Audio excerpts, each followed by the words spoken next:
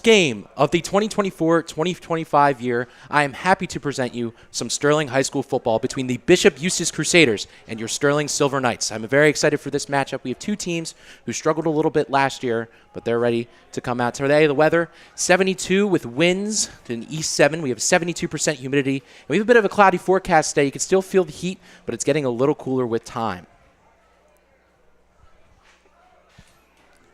Yeah, Dan, this Sterling team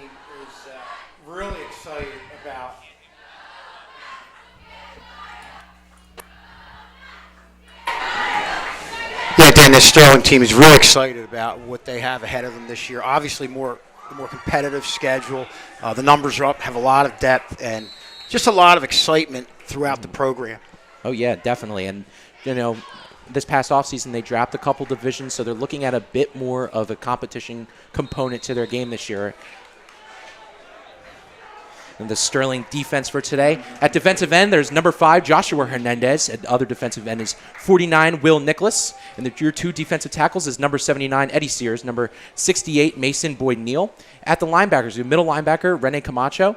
We have outside linebacker, Jaden Davis. And we have outside linebacker, Julian O'Neill.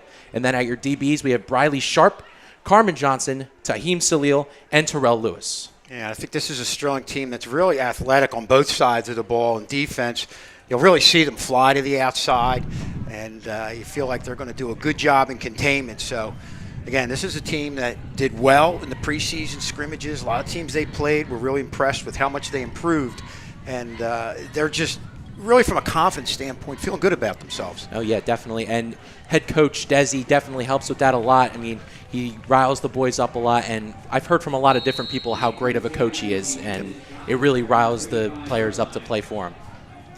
So we're looking at the first play of the game here and first play of the official 2024-2025 season for Sterling Sports. So there's a flag on the play.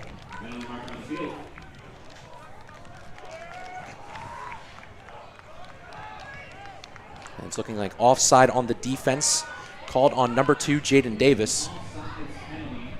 That's going to happen. You know, your first series, you're a little bit amped up. But what you're going to see from Eustace is something very unique. They just hike the ball to whoever's going to get it. Yeah. Get upfield in a hurry. Yeah, I saw the jump from all the way up here, so definitely the right call there.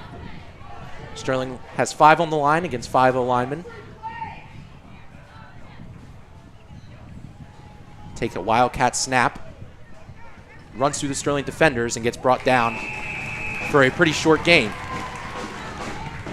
Yeah, you're seeing Sterling really do a good job scrape there, getting to the left side. And I think the problem with that play from Bishop Eustace's standpoint is he's going lateral right from the get-go. Oh, yeah. They give the defense time to recover, and they're able to make the play. So we're looking at a 2nd and 3. Bishop Eustace with a successful 7-yard run after the offsides called on Jaden Davis. Sterling has 5 on the line again. Snap directly to the running back again. Hard to bring him down, but they get him down, but he gets the first down. Very successful play there from Bishop Eustace, and really utilizing this running back so far. Now there you saw great second effort by Simmons from Bishop Eustace, cutting it back initially.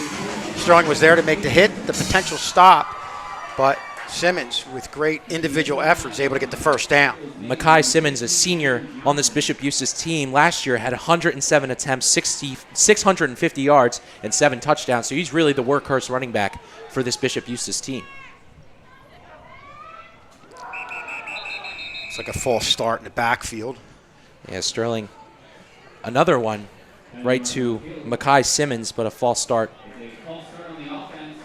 on Bishop Eustace. Well, you see in the first series of downs, Sterling shoot themselves in the foot defensively with the penalty. Now, Bishop Eustace is putting themselves in a tough spot. And at that quarterback position, we have junior Noah Fiola. He was 28 for 63 with 348 yards and 2 touchdowns and 4 picks last year, coming into his junior year this year. So they faked the snap, but Sterling read that one well and barely got a gain, if any. Yeah, Sterling's really confident what they could do today with that defensive front. Oh, yeah. And, you know, throughout the season, you're going to see that because this is a team that you've got the defensive line, and then in that second level, there's really only one backer. It's the third level where you have a lot, and that gives them freedom to roam from the left to the right side. And Bishop Eustace with a pretty lengthy third down here, and if you're Sterling, this is exactly where you want them because so far they don't look like they have a lot of trust in Fiola under center, so they're going to have to be careful for the long ball here. Gets hiked to Fiola. He looks like he's going to take it, but that goes nowhere as Sterling blows that one up for a ferocious tackle for loss. And Sterling looking like this, they're going to get this ball. Yeah, you saw right there. Real good job by Jaden Davis on the outside. Didn't make the tackle, but you don't need to. If you provide containment, force the play back to the inside where there's a lot of bodies right there, and they're there to make the play. Good job. That's just real good team defense from Sterling on that play. And it looks like they're going to go for it. Schultz, I'm pretty sure, on fourth down here. Wow. Early on here. Will Nicholas with that tackle right there. Amazing play. Way to blow it up. Third down. So, very lengthy third down here for Bishop Eustace. They got to make something work here. And a complete. So Sterling draws the incompletion on third down. Well, the key here was to pressure up the middle. Oh, yeah. Forcing the quarterback just to have to get rid of the ball that much quicker, and really didn't put it in a good spot. That's one where you throw it to the outside. You got to put it in the numbers. You make your receiver reach. It's really going to put it in a tough spot, and obviously Sterling right now is taking advantage of doing a real good job on that defensive stop right there. Yeah, Schultz, I was just about to bring that up. I mean, that was a really good defensive stop by Sterling, a really good defensive drive by Sterling, and they couldn't really go anywhere, Bishop Eustace. So Sterling has two returners in the back, Taheem Sale and Jace Alley Ward. It looks like Jace Alley Ward is going to field that one at the 30. So Sterling's new and improved offense here. They have a new quarterback, number 13, Gary Badalini. And in their running backs and wide receivers, they have number 6, Kevin Woodruff, 49, Briley Sharp, 27, Terrell Lewis, and in their wide receiver, they have Nolan Giles, number 7. Their tight end is Will Nicholas, who we just saw previously blow up the backfield on defense. And their offensive line, left tackle John Crawford, left guard Desi Mullen, center Liam Crawford. They also have right guard Albert Panarello and right tackle Danny Capabianco. So we're looking at this new and improved Sterling offense here and looking to get the season started on the right note. Quarterback lines up under center. The motion and the handoff to Kevin Woodruff gets blown up immediately. It doesn't go anywhere. Well, that's a real nice effort there on the defensive line, clogging things up, forcing Woodruff to shoot to the left side but not go straight ahead, and the backers were able to recover and make the play.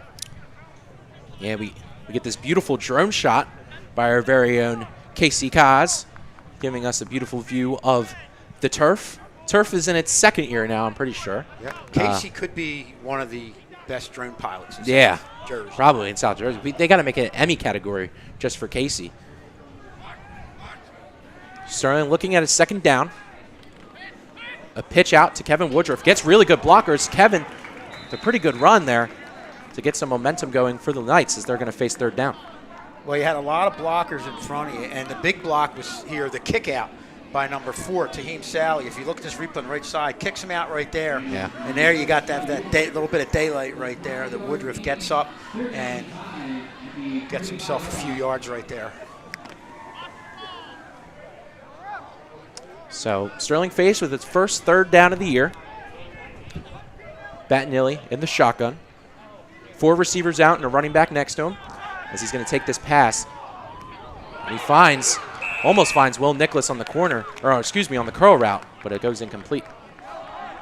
Yeah, I think we're seeing both quarterbacks having those early season jitters. Yeah. And sometimes you get nervous, you release the ball and want to throw the ball quick before you're able to really set your feet. And I think that's what's happened to both quarterbacks on those throws to the outside. And, hey, give credit to the offensive coordinator.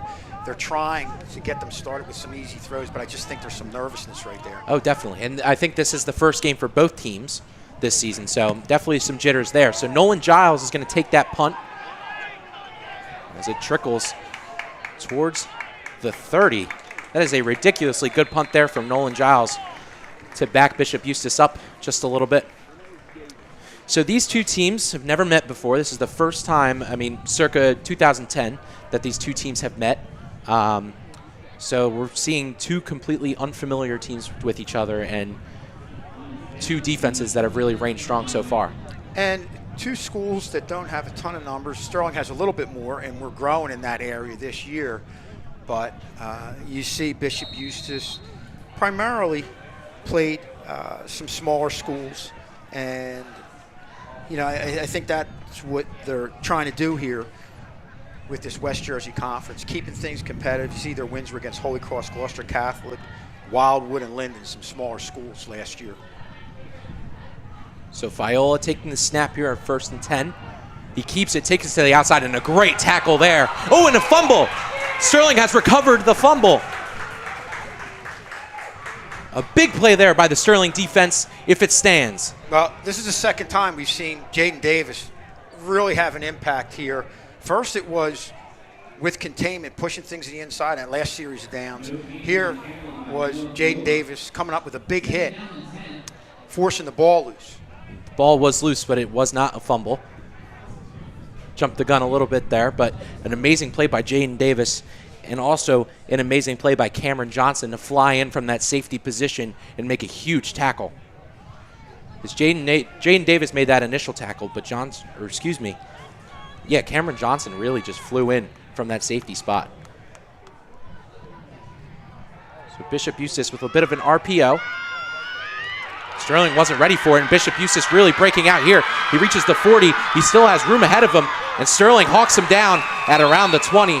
But an amazing play there from Bishop Eustace to finally get some momentum on that offensive side of the ball.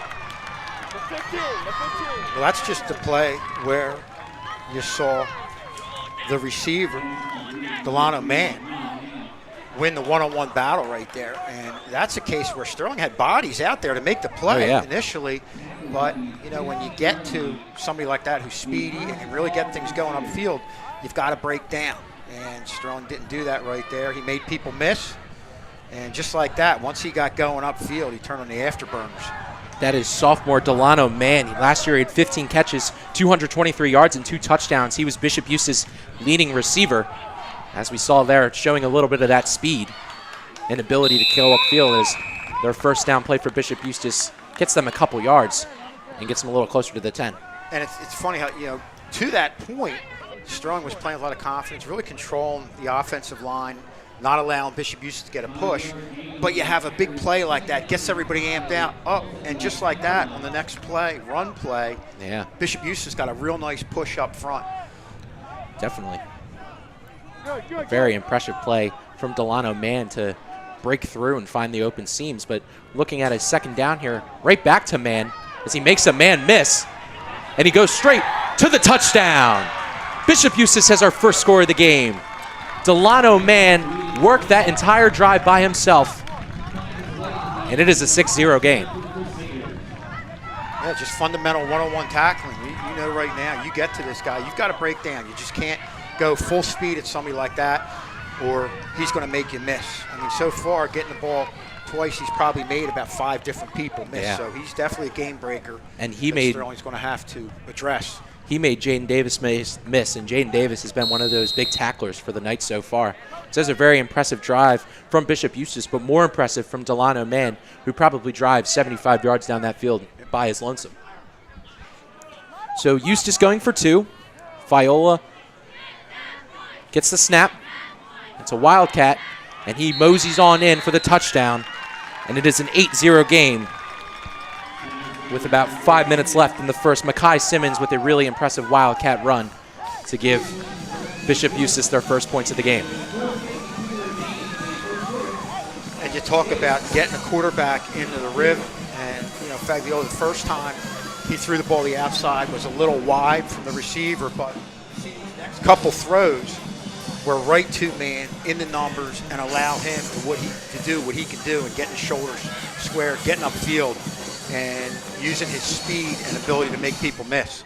And Schulz, big credit to the offensive coordinator letting the quarterback warm up a little bit so he can make these longer throws as the game goes on, because those quick throws to man are going to get his confidence up. Yeah, Dan, at any level at the quarterback position, it's about easy throws, get your quarterback into a rhythm, and Bishop Eustace is doing that right now. Definitely. So those are the first points of the year for the 2024-2025 season. Feels good to be back in Sterling Channel 19. I'm Daniel Leakin, joined by Kevin Schulz up here in the booth. And this is an important drive right here because you have a Sterling team that came off a rough year, feeling real good about themselves, but it's going to be interesting to see how they handle this first little bit of adversity here, being down early on. So Bishop Eustace ready to kick it off.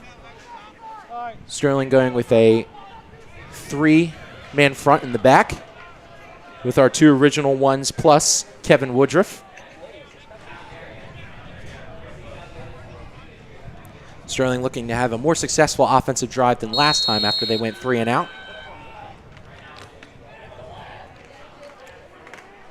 As the kick flies, goes a little bit towards Sterling. A worthy return possible here, but doesn't get far as he lands around the 35. Well, good coverage by Eustace. You know, going down the field, the one thing you preach as a special teams coach is to stay in your lanes. And when it was bounced to the outside, they were right there in their lanes to make the tackle. So Sterling went 3 and out in their last drive, looking for a little bit more success in this one. Now down by a score. So they will begin the drive at the 35.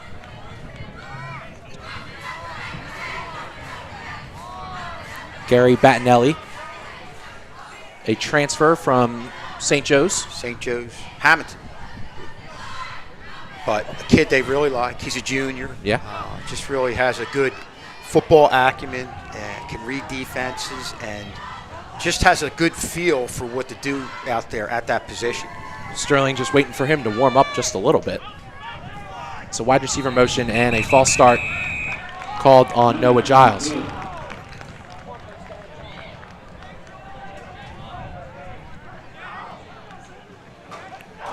Couldn't really miss that one, Schulze. Nah. Again, just look at a good crowd. Yeah, out here tonight. Big crowd for the opener of the season and the opener of the fall athletics. And a nice cool night, Dan. I don't know how many times we've had this first game, especially when you're talking in August, where it's 95 degrees during the day. You're getting a lot of cramping throughout the game, but you just don't see that right now, or probably shouldn't see that moving forward. Yeah, as we mentioned in the pregame, nice 72 degrees, some clouds, as Kevin Woodruff breaks up through the middle and gets to around the 50, but a big run for Sterling to get their momentum going as there's a flag on the field. Looks like they're clapping. It's against Bishop Eustace. But, Dan, what I like about this play is initially you had motion going right.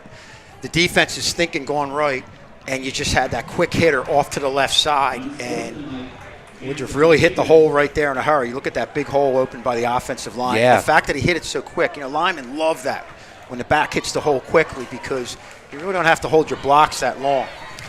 And very, very impressive blocking from the guards and the center, Desi Mullen, Liam Crawford, and Albert Panarello, to really force that middle open. And, I mean, Schulz, that was all daylight in the middle of that hole. So it looks like it is unsportsmanlike being called on Bishop Eustace as the ball is getting taken up the field. Yes, and if you're Bishop Eustace, that's the last thing you need, especially with the big touchdown the job man did on the offensive side of the ball. You grab the momentum of the game just like that on defense. You're allowing Sterling to move the ball down the field through penalties. Yeah, very impressive run by Kevin Woodruff. As Battinelli's going to throw this one to the little bit of a curl route, and it's picked off! It is picked off by Bishop Eustace. An impressive play, an impressive jump. Yeah, Battellini set the feet. Looked like fun. The fundamentals were there. We're keeping his feet under him, planting the ball.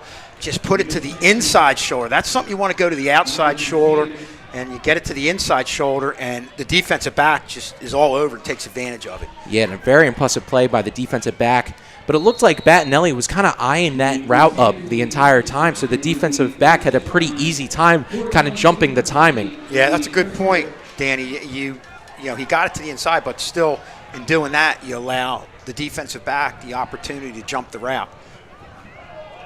So Bishop Eustace back in action here at around the 35.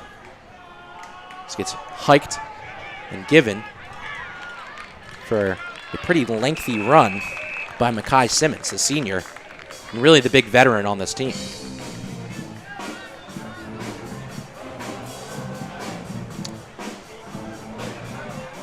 So you can see this, again, this offensive line of Bishop Eustace, what was able to transpire in that last series of downs.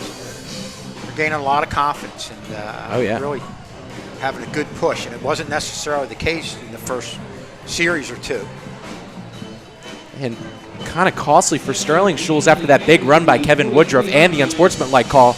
They come right back and get a pick off of Battellini. So Bishop Eustace working here on second down. He has a back next to him and a back behind him. He gives it to the back behind him. It's Mekhi. Mekhi Simmons works his way up to the 50 and gets it across the field for the first down.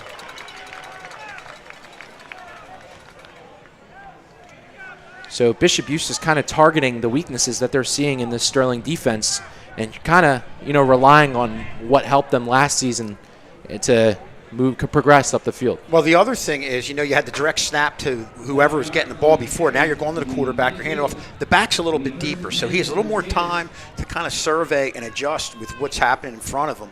And I think that's been a big key of what they've been able to do in the last couple series of downs.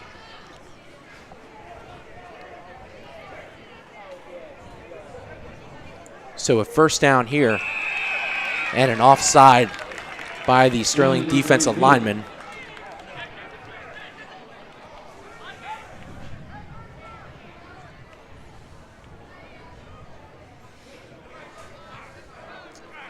And that one's going to be on Mason Boyd Neal. Dan, this is what happens when you have a young team that has you see Coach right there talking to his team, really feeling good about what these kids have been able to do, working in the weight room in the off season, having a good spring season, translating into a good summer camp. Oh, yeah. And you can follow us on Twitter or X at Sterling TV 19, where you will be seeing live updates of all the games, including this one, and more throughout the season. So make sure you go follow us on Twitter or X at Sterling TV 19. So we see the beautiful field, and what we didn't call is that there was a Sterling timeout. That penalty was on Mason Boyd Neal, the sophomore O-line D lineman. He is 6'6", 330. Wow. That's pretty impressive. So he has the size. It's just that penalty was a little costly for the Knights. Yeah, and that's been the problem so far, the penalties, because I think they've really done some nice things, and you can see why there's a lot of excitement. But with a young team, when you're trying to turn the program around, it's the mental part of the game that I think you really got to work on, and that they're going to get better at as the year goes on. Yeah. So Bishop Eustace,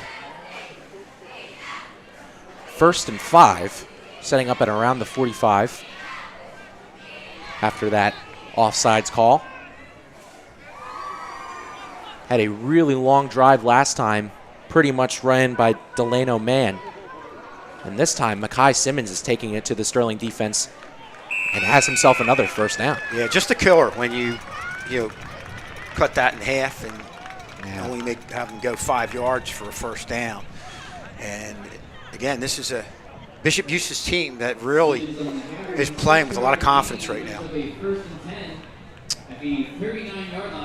And Schulz, in this sport, and especially in high school football, all it can take is really one play that can really rile your team up and give that confidence, because this is the first game of the year for both teams. So they're all just looking for that play. And I think Bishop Eustace is riding off of that Delano Mann drive and doing some work with it. As it goes back to Mann here, a missed tackle, and they get him down. A really great play there from the Sterling defense.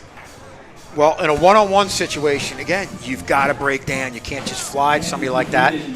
But the next thing you have to do is get a lot of bodies out there, and I think Sterling's doing a little better job at that. You saw that on that play. Yeah, Julian O'Donnell, the junior outside linebacker, with 5'10", 180, with an amazing tackle there on Delano Man. They always say, you're going at a guy like man, you got to break down before you get there. It's not so much flying at him full speed because you're going to have a big swing and a miss. So Bishop Eustace, 2nd and 6. Having a pretty good drive so far. As he hands it to Mekhi Simmons, and Mekhi Simmons finds a hole and breaks through the middle, breaks a tackle. He's going for the end zone, but he gets tackled at around the 2. A really good run by Mekhi Simmons, and this Sterling defense is looking a little lackluster. Well, Sterling had everybody up there, and if you don't have a whole lot at that second level, you just get a little bit of an opening. And Simmons is a kid who can really get to that hole in a hurry, and only needs a little bit of daylight before he can get himself going upfield and hitting that extra gear. Mekhi Simmons really taking it to the Sterling defense this drive. And Schultz, they're just relying on their stars to really gain that momentum. That's been a really good job and a real big nod to the offensive coordinator. Yeah, Dan, the story of Bishop Eustace has been with what the playmakers have been able to do. And that's a touchdown. Mekhi Simmons. And a phenomenal drive from Bishop Eustace, but Mekhi Simmons really the workhorse on that one. And it is now 14-0 Bishop Eustace. Yeah, just a couple big plays. Sterling is hurting themselves with the penalties, the lack of being able to break down against the playmakers, and give credit to Eustace. They're taking advantage of it. So Eustace going for 2. I don't see why not with their success.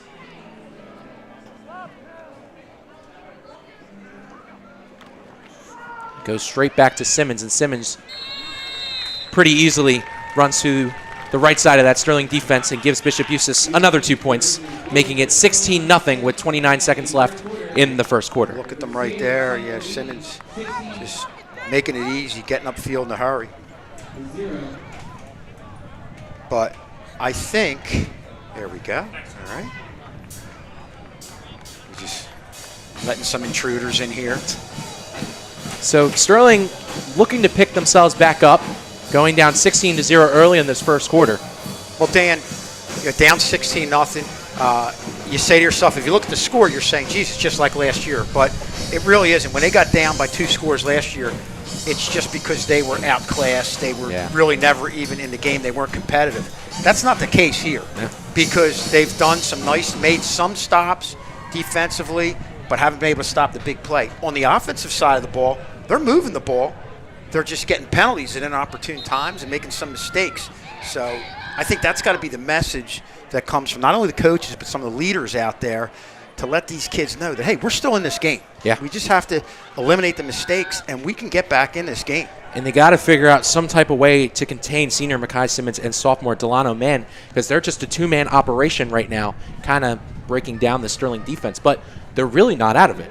The plays they're doing are not some crazy out-of-pocket play. They're simple RPOs and little runs. Just got to figure out how to contain them. Well, we said it before. You get those guys by going at them with numbers and breaking down, and we're not breaking down. You've got to stop flying at them full speed.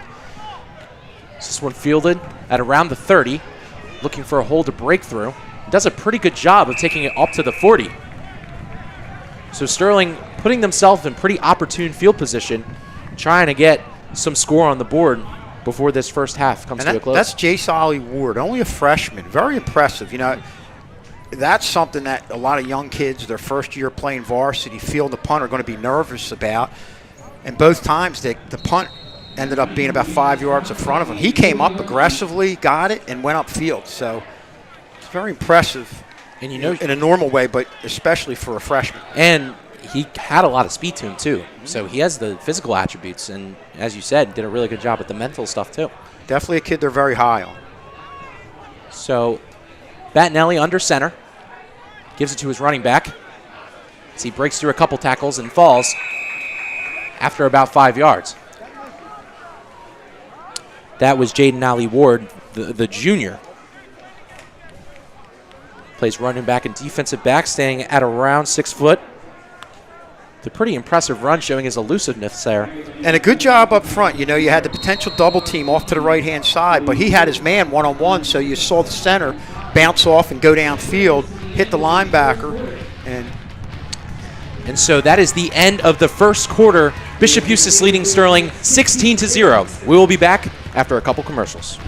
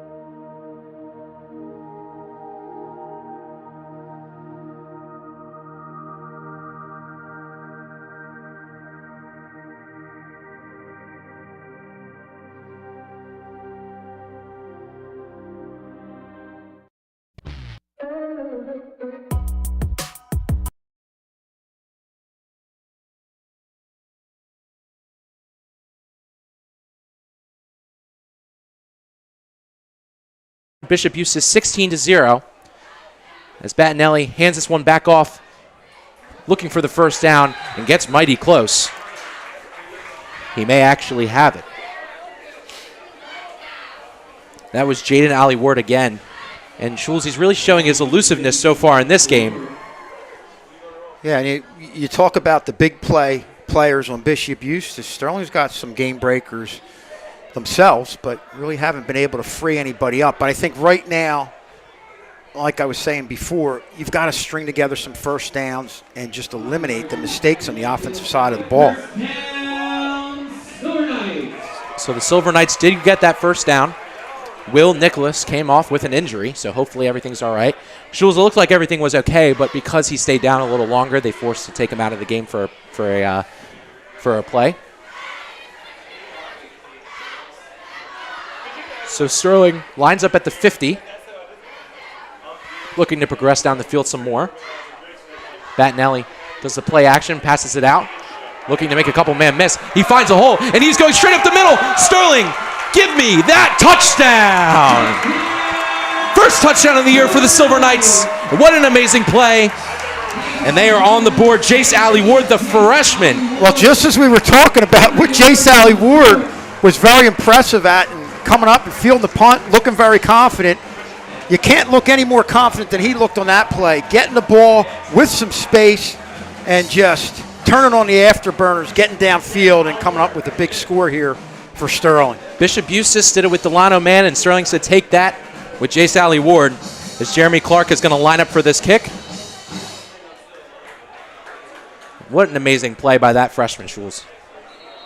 Now, definitely a kid they're really high on. So Sterling ready to attempt this extra point as Jace Ali Ward finally puts them on the board.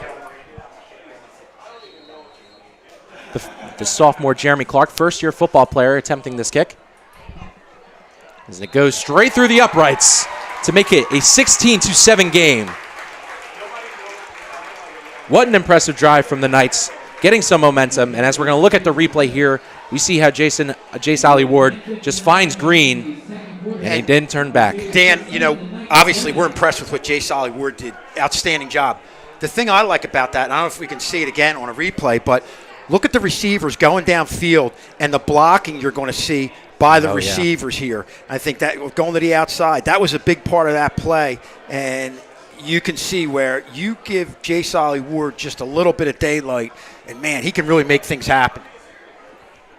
So Sterling feels like they finally got some momentum under them as that big play by Jace Ali Ward makes this an 11-point game.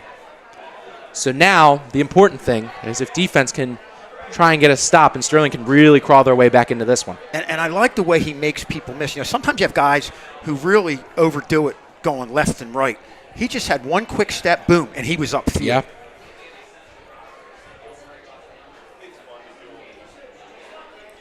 So Sterling ready to kick this off after an impressive drive filled with a lot of running.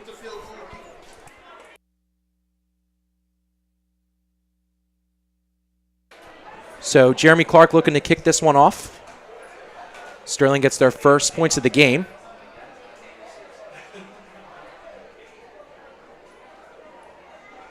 After a very impressive drive.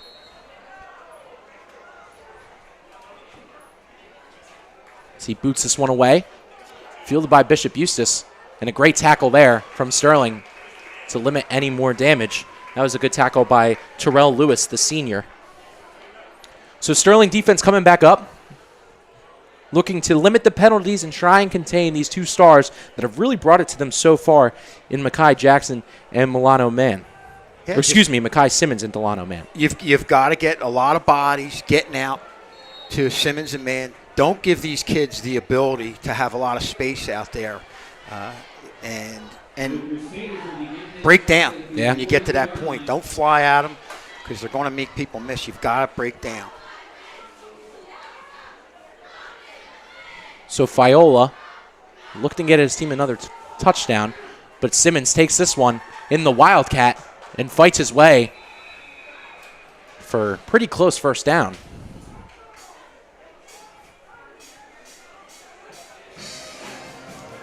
So a very impressive run. They're doing a good job of disguising the Wildcat so far too, Schulz. They've been utilizing that a lot with Simmons in the backfield and his ability to just cut upfield and make some havoc happen. And it's so unique. You have your back they're going back to the back getting the snap directly.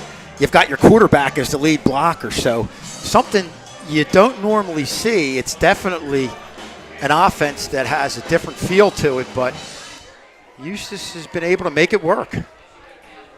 And you know what they say, Schulz, if it ain't broke, don't fix it.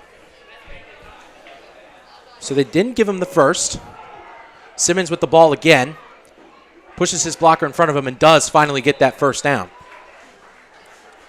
And, I mean, Schulz, Simmons is really just running up and down the Sterling defense and doing a great job of disguising the Wildcat. And even if they know it's coming, they just really haven't found a way to stop it because of how good some of these blockers have been and how elusive Simmons is. And he's quick getting to the hole, quick getting to the outside. Almost beat his, you saw the guards pulling right there, beat them to the outside. They didn't even get there, but a lead blocker was able to kick one man out, and he's able to get a couple.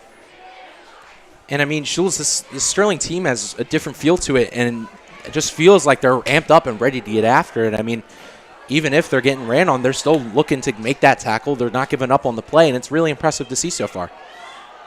So Simmons takes the ball again, and a really good wrap-up tackle from one of the DBs. It's number 32, Jaden Ollie Ward. So Jaden, the Ollie Ward brother, is really doing a good job of making their names known and making some plays on the field. And you see Simmons go laterally, but when he makes that cut upfield, boy, he gets there in a hurry. And you really got to have your backer scrape and get over there. If you're just a step too slow, you're not going to catch this kid. Yeah, Jaden Ollie Ward doing a really good job of doing the wrap-up tackle, getting him by the ankles so he couldn't try and break free, and really reducing the damage that run could have had.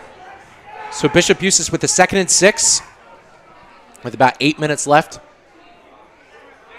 in this half. As Simmons pushes his blockers, and he finds the outside. A great block from Mann, and Simmons is going to go all the way, and that's a touchdown. Bishop Eustace, Simmons really taking it to the Sterling defense as they increase their lead. And I think the big thing you saw right here is Simmons allowing the play, allowing everything to develop in front of him and reading what was in front of him and just seeing where the hole opened up. He saw it, and you see that great burst going off to the left side, and Sterling just wasn't able to catch him. Mekhi Simmons, what a player. No one can catch him. He has that elusive speed, pushing the blockers ahead of him literally. And that's another touchdown for Bishop Eustace, making this a 22-7 game. And that was more. You really didn't have anybody that got to him, but you just have to find a way to get bodies to him. But it's easier said than done because he really is an east-west runner. Gets upfield in a hurry, and once he gets that little opening, he has a quicker burst than a lot of high school running backs. And this is where Sterling. When you're looking at a kid like that, you've got a plan to get there a few steps quicker to stop him. And Schultz, there's one term you said that I really liked, the east-west and the lateral movement, because when you're watching him, he literally runs east to west and then just has an immediate cut up. Yep. And it just seems that the Sterling defense hasn't really figured that out, and if they have, they just have not been able to contain it. We saw a couple good tackles on that drive, but consistency is really the key of trying to take him down. And it goes back to having a lot of younger players where you've got to get used to the speed of the varsity level. And then this is one couple steps higher, a speed of this kid that is on another level than your average high school running back. Yeah. So Bishop Eustace is going to attempt the 2-point conversion. Looking to make this a 24-7 game.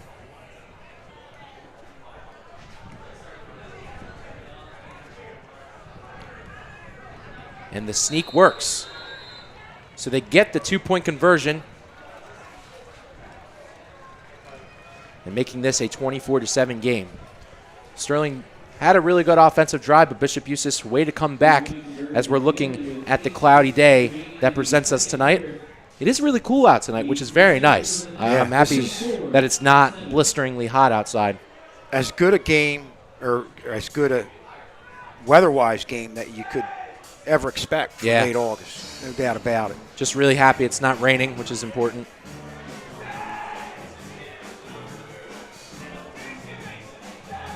So we have a shot of the city of brotherly love, Philly, a very close neighboring city to Sterling, about 20-25 minutes out.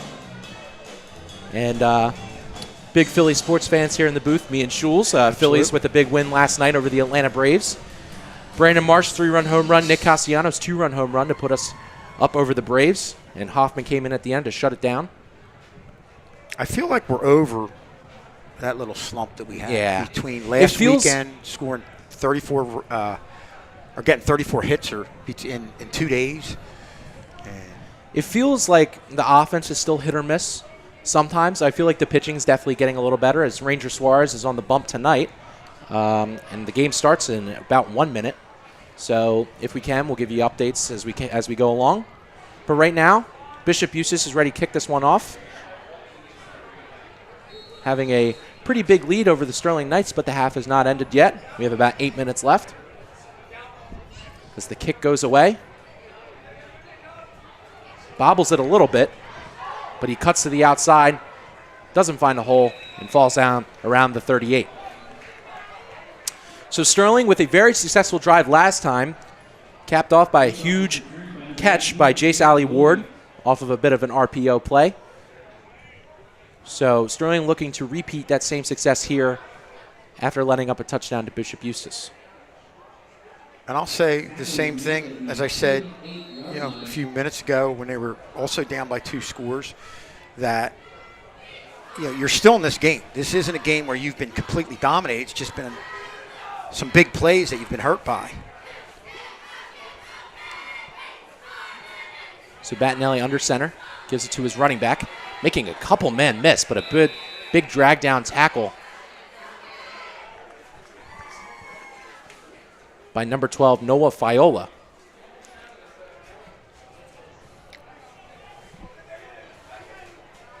And off to number 32, Alley Ward. 2 yards on the carry. Comes up 2nd down and 8. Definitely an impressive tackle there, because Jaden Ollie Ward was really making a couple men miss. So that brings up 2nd down. Battinelli going under center. Calls hike. Gives it back to Ollie Ward. Ollie Ward cuts up the middle with a pretty big run, but gets tackled.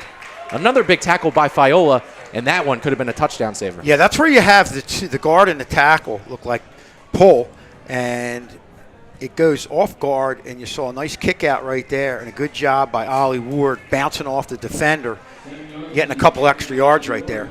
And that was Daniel Capobianco, the sophomore O-line, D-line. Stands at 5'10", 250. So he's a big kid with a really good pull block right there and a great desperation tackle that really could have saved a big play for Sterling. So that brings up 3rd and 1. Super fans letting the Sterling Knights know they have their back as a quick run by Ollie Ward gives them that first down and gets them past midfield. Yeah, good. Well, successive plays. Really impressed with what Ollie Ward's been able to do after the initial contact, taking the defenders an extra 2 or 3 yards. Really running hard, keeping the legs moving, something you always want to get from your running backs. So with about 6 minutes and change left, Sterling has it around midfield, looking to get another score after giving up that touchdown to Bishop Eustace. Badnelli going back under center. Hands it off to Ollie Ward, and that play gets blown up the second it started. Great plays there by the defensive tackles.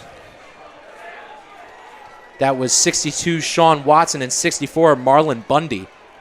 Yeah, it looks like they shot the gap right there. A little bit of a stunt on both sides, and not a bad call. You know, you're at midfield, you can take some chances, and they did right there, and it really paid off for them in gaining penetration and getting back there and getting them down for about a 3-yard loss. And there were both of them on the screen right there, Sean Watson and Marlon Bundy, making their first big impacts on the game. They're going to line up on the same side on the defensive side here as Battinelli takes a bit of an off the center, and that's a sack right there from Bishop Eustace, and Sterling is definitely trembling back a little bit as that was Marlon Bundy again.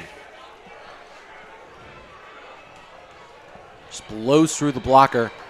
A ridiculously good play there from Bundy, and now Sterling is really faced with the 3rd and long. Yeah, that was a situation where you had Bundy one-on-one. There was some double teaming going on in the inner part of the line. He came from the outside, and he was able to win his one-on-one matchup right there and get the Battellini. That might be a situation where you might want to leave a back in to help out on Bundy there. So Sterling faced with a 3rd and long,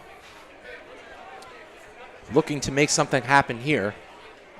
Battinelli sitting in the shotgun, 4 receivers out, takes the snap, passes it out. Ollie Ward makes a man miss, but gets tackled quickly. And Sterling faced with a 4th and long. Yeah, and you see right here, Dan, that's what they left the back in right there, and he was able to get the Bundy and stop him just to give Battellini that extra time. You look at Bundy coming around the outside, getting through the back, is able to pick him up, and you're able to make the completion. Obviously, you just wanted to get a few yards right there, and a lot of people thought that could have been a face mask right there. It definitely was a close one, but nevertheless, it wasn't called. Noah Giles takes this punt. It's a pretty good kick, but falls right into the hands of Mann, and Mann looking for a return here, but gets blown up. But he gets to the 40, so good field position for Bishop Eustace, who scored a touchdown on their last drive, but there is a flag on the field.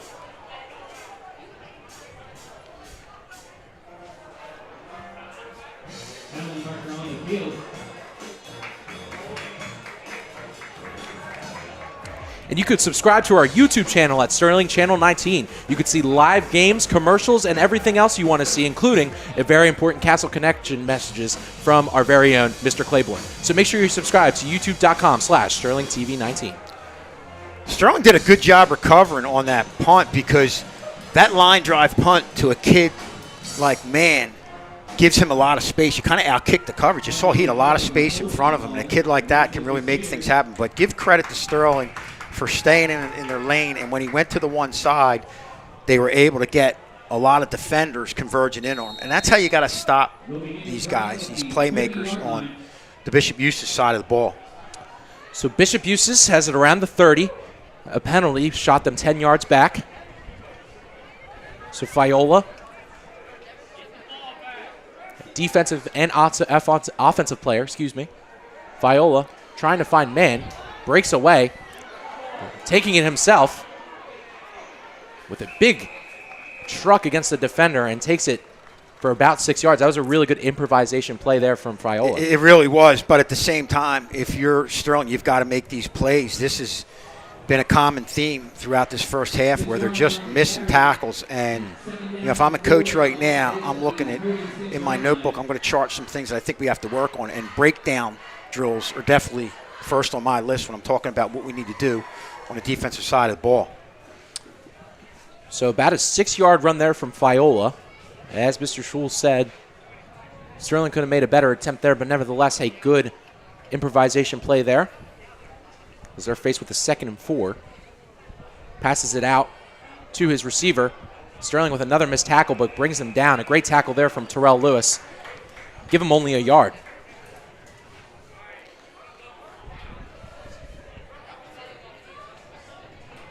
That was passed out to number 9, Tommy Drumgoole.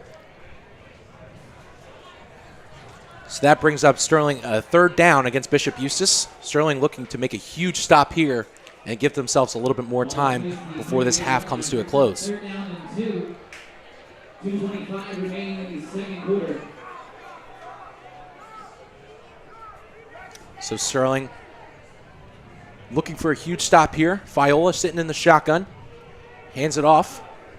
Sterling can't blow it up, and that is a 1st down for Bishop Eustace, but there is a flag on the field looking like it might be a holding call. Definitely in that holding territory. Holding offense. So that will be coming back, and Sterling looking a little bit better now as that 3rd down gets taken way back.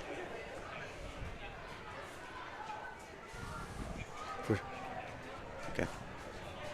You look at here, 54 right there, holding. He pulled 79 back, and that's the call right there. And that's easy for a line. A lot of times if everybody's bunched up, it's tough to see, but when you get beat and it's out in the wide open, that side judge pretty much sees that. Yeah, and a lot of the times we hear like holdings on every play, which may be true, but as you said, when it's a lot more out in the open, it's much easier to see than it is when all those players are bunched up together. That's where that in the NFL they say the veteran offensive lineman learns to hold when they're engaged in close and the referees can't see. So pass out to Drumgoole. And the quick tackle was made. But the clock keeps running, so Sterling's going to want to make a quick decision here. And I really like that play. You see, it's not just a snap, get the ball, look to the outside. You had the little fake. And I think that freezes the defenders just a little bit where, that's why your senior receivers get the ball. Maybe not on that play, but on a lot of these plays where they have that extra space to make things happen. So a timeout was taken by the Sterling Knights with 1:25 left on the clock. Bishop Eustace facing a 4th down here, 4th and long, after a very short advancement by Drumgoole. Danny Leakin are multi-talented guys. We look at our drone shot right there. He's got the trumpet right here. He's all ready to go down and be a big part of the band. Yeah. Maybe if we score, you can play the trumpet. I don't know. I don't think after the call. Listen, I don't think the viewers would be very happy if I just blasted the trumpet into the microphone that we have here. Well, we could be a little far. We should. You don't have to do it every time. One time maybe we'll try. Yeah. I don't know. We'll see. I see think if we can incorporate it. I don't think Kay would be very happy about that. But I mean, it's an interesting thing to incorporate here in the broadcast. Something a little different. New year, new ideas. So Sterling in punt return position. They have 2 returners back. Number 4, Taheem Sal, and number 17, Jace Alley Ward. Jace Alley Ward with a previous receiving touchdown. So they're going to want to be careful and not quick to him, although they just did. Alley Ward is taking this one at the 50. He's running, and he gets a lot of room and gets taken out around the 35. So a great return for Alley Ward to put them in some good scoring position with 1 minute and 16 seconds left on this clock.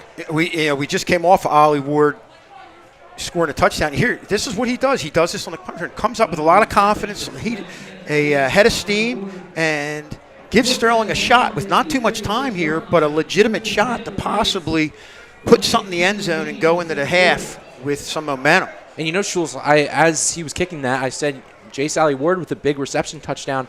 Hopefully they don't want to kick it into his area. That's exactly what they did. And except for being down at around the 50, they're at the 35 with some time to play.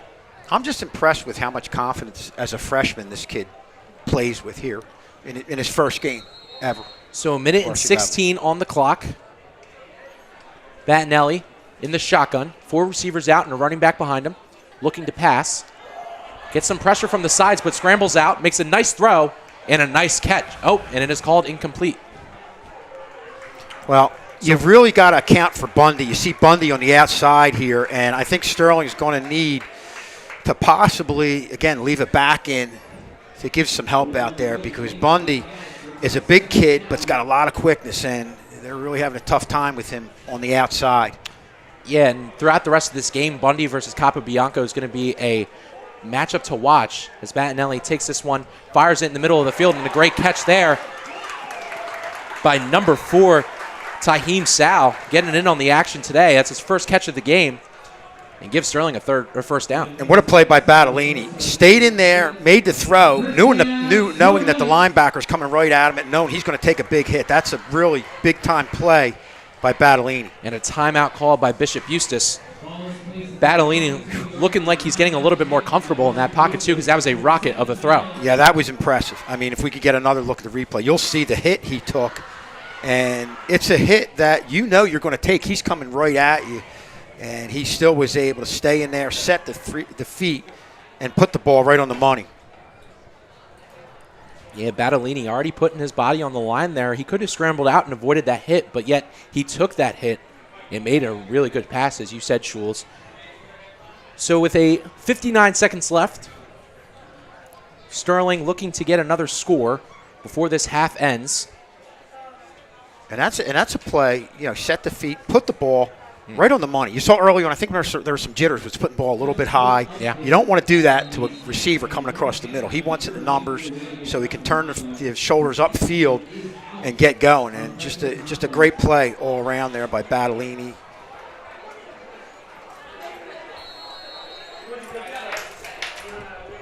So Battilini back in the shotgun.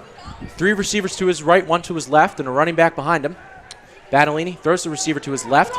That's Ali Ward. He makes a nice catch, but the clock keeps going, so they're going to have to hurry up. Yeah, that's a play where he went to the inside, but he really wanted him to get to the outside and get out of bounds. So not sure what the dispute is about here. I don't think Sterling has any more timeouts to call. Still plenty of time, though. I mean, if you don't get out of bounds, you just got to get to the line of scrimmage quickly. So Sterling looking at a second down. And there's a call against the defense. Personal foul. So it looks like a personal foul on the defense, but nevertheless it moves Sterling up to the 10. So Sterling in prime scoring position with about 50 seconds left to play in this game.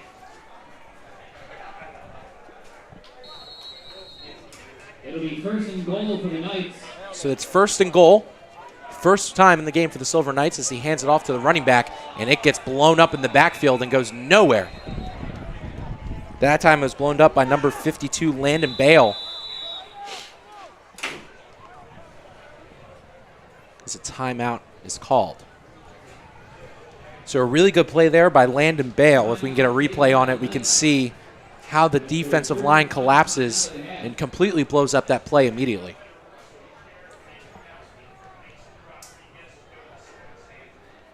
Yeah, they just shot a few gaps right there. And this is a Bishop Eustace defense that's not afraid to take some chances. When you're shooting the gaps, you're taking chances, but they feel like if they can get penetration in the backfield, and that's something deep in your own end you wouldn't normally do, but when you're up by as much as they're up by in this game, you can take those chances.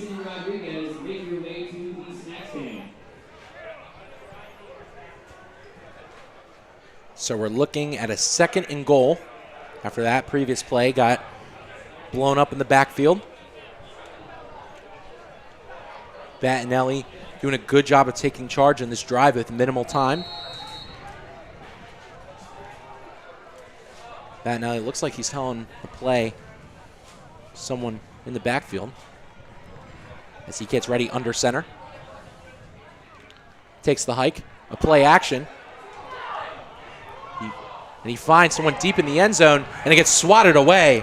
A good job by the corner, Tommy Dromgool, to read his eyes and make a good swat play, and it brings up 3rd and goal. Yeah, initially it looked like you had Joshua Hernandez open out there in the flat. You see 5, but he really had his heart set on going to the end zone where there was coverage. I think that's one where if you had it back, you got rid of that ball initially when Hernandez was open, you might have had maybe not a touchdown, but could have gotten a little bit closer here with 33 seconds left now.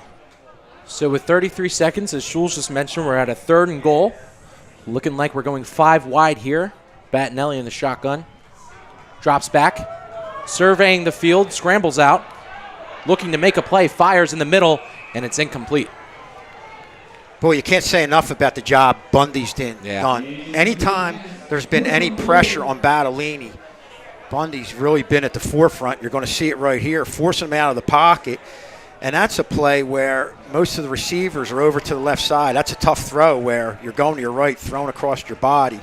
But just a great job up front by Bundy and a host of defenders on that defensive line. So the sophomore kicker, Jeremy Clark, lining up here. Brother of longtime announcer and great friend of mine, Jacob Clark.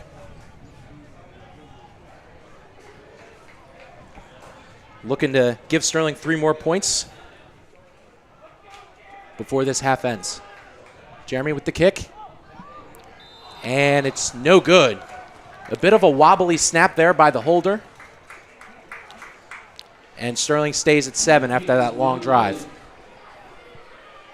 Yeah, I think you've got to give a lot of credit as you look at this kick that's just going to come a little short. Obviously, it was a bad snap right there and really couldn't get any type of a hold on that. So, yeah.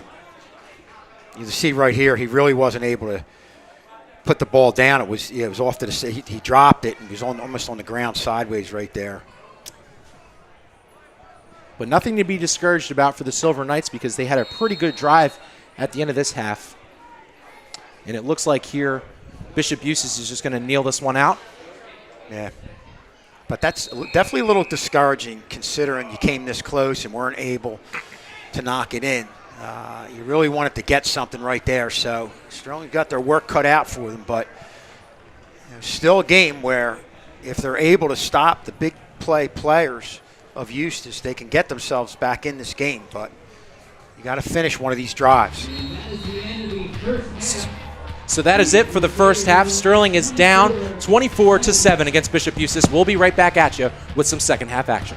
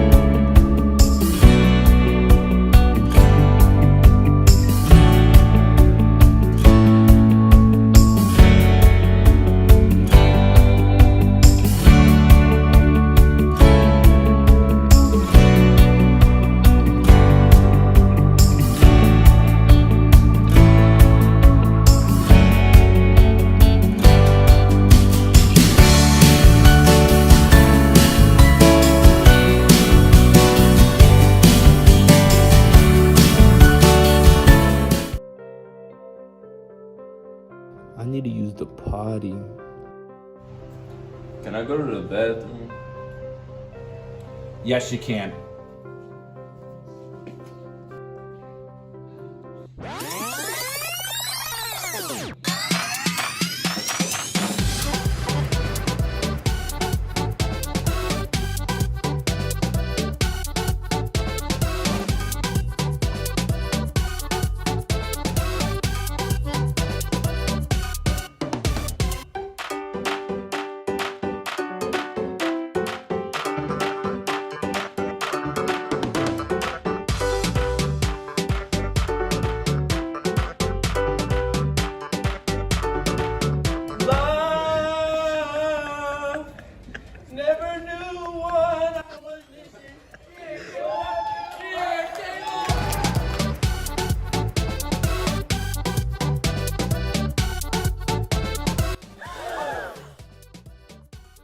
I wasn't even gone for that long.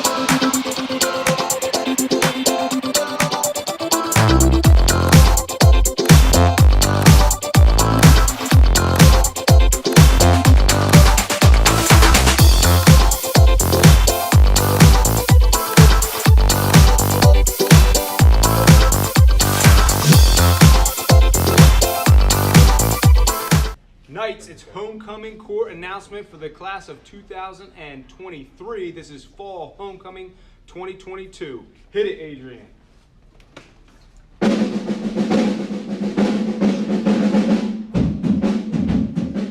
We have a homecoming court nominee in this classroom, Mr. Alfredo. Who we got? Come here, Kay McVeigh. KK! Woo!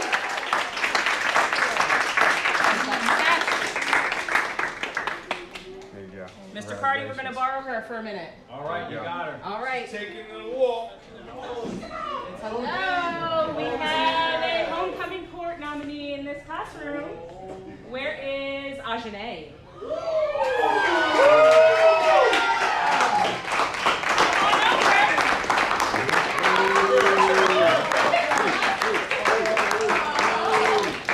No test.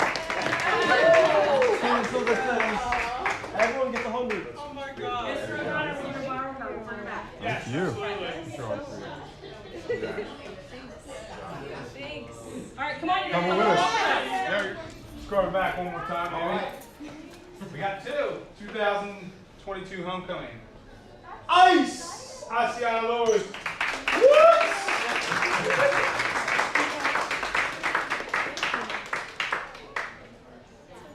If you come with us.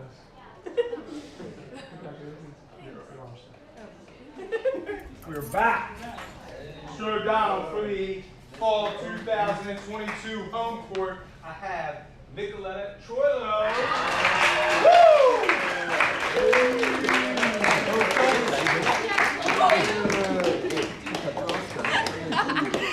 Yes.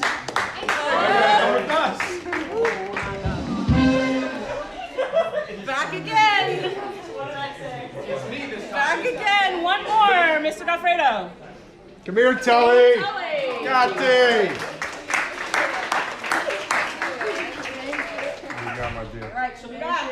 Yeah. Woo! Give us a wave.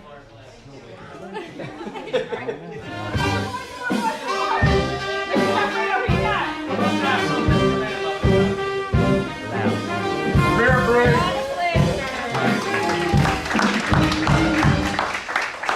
Congratulations, Brianna. Take a walk.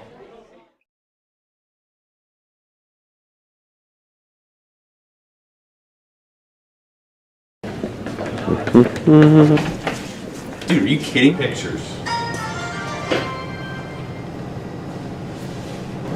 Sean, what are you doing? Go to Redmond's office.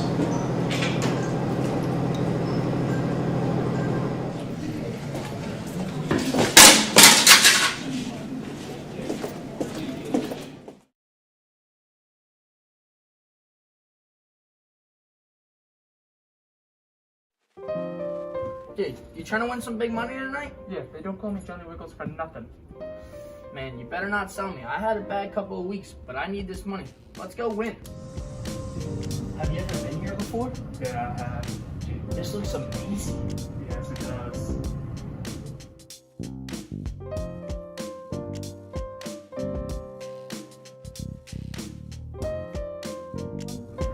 Welcome to Nightlife Casino. I'm Ricky, your dealer for tonight. We'll be starting shortly. Let's have a good night. The game is blackjack. I'm feeling a little frisky. Let's go 200. Already? It's the first game! Nah, I'm playing it safe. Round 1 is over. Sir, we've tied. Sir, you've lost. The next round will start in 10 seconds. What are you doing? I'm doing what's right. I'm going all in. You're nuts? That's all your allowance. That's all your money. You're gonna go bankrupt.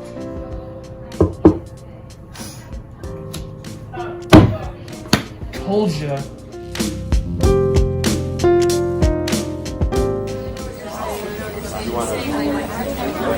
Oh my god, what a loser. He's so annoying. Looking at the story, you'll know by the story the first few lines. We're talking about that paragraph again in the story. You know what? I'm done. That's it, teach. I quit. I'm done!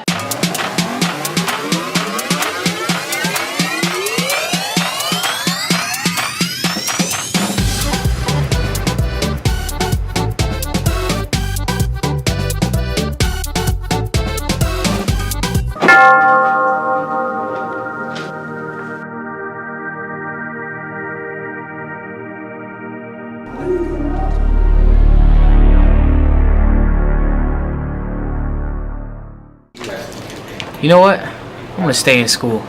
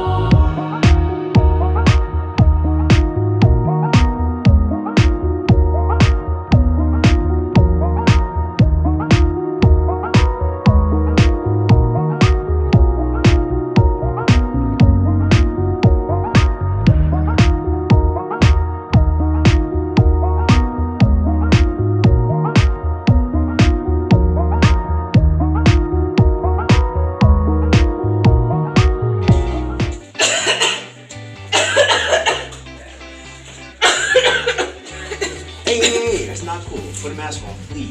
People around, please. You're still coughing. Shh. Oh gosh, I keep forgetting about these things. I'm sorry, man. I understand. It's cool though. It's cool. Oh man, I don't feel good at all. Hey. I thought you put a mask on earlier. What happened?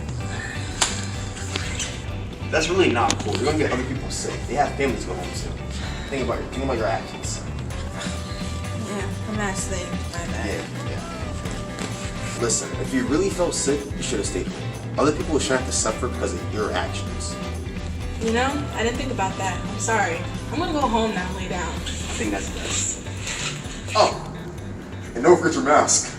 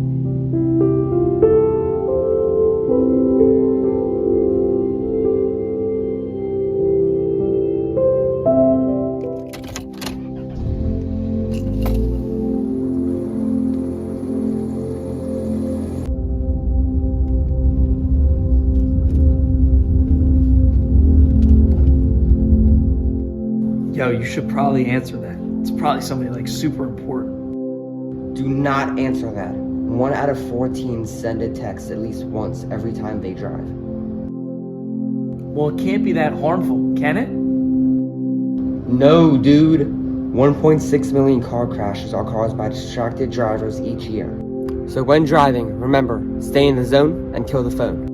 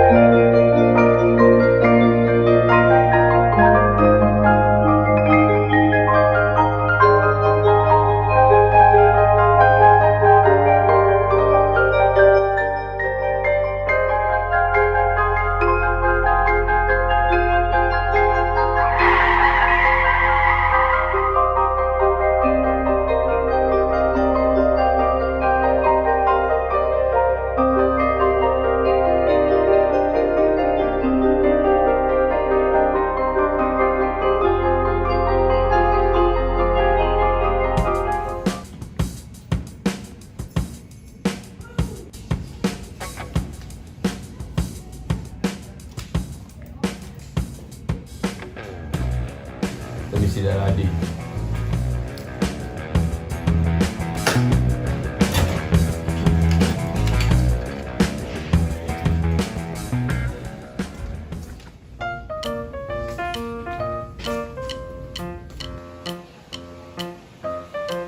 Let me see that ID. Oh, I guess I forgot it. No answer. Wait, no, come on!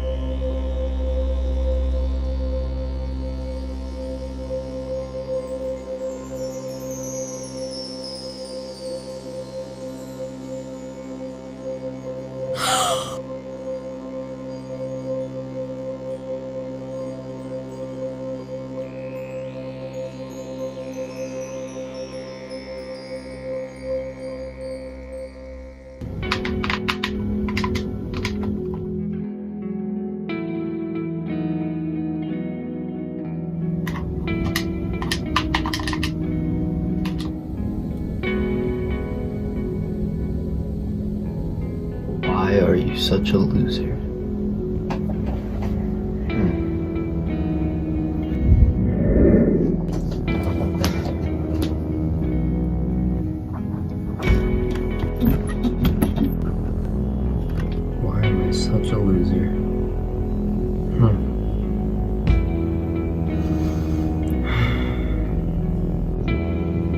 No, I'm not a loser. I'm cool. Many people think I am too.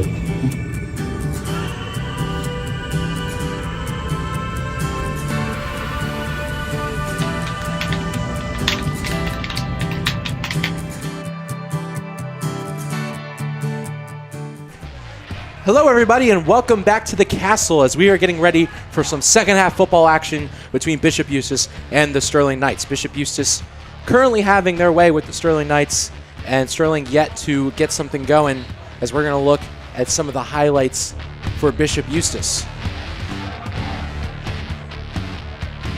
And here's the first touchdown from Delano Mann. Delano Mann really took over at the start of the game for Bishop Eustace.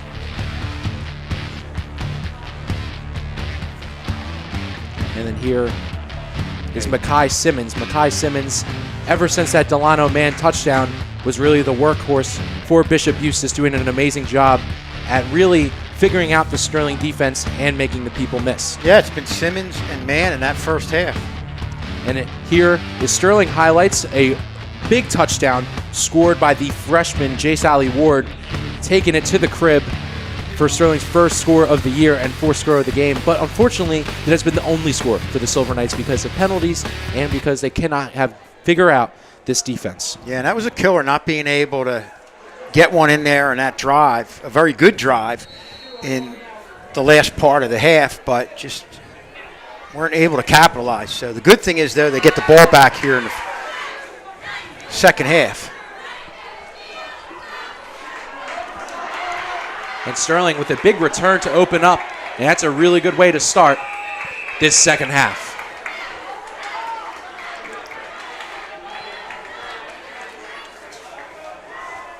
So Sterling getting the ball around the 40, looking to make some magic happen here in this second half. Yeah, that's a real nice job by Jaden Ollie Ward. And if there's one thing we've seen consistently from Jaden Ollie Ward is, even on the offense, getting extra yards. You saw that on the run back. Got hit, spun around, was able to take people with him. So very impressive effort there by Jaden Ollie Ward.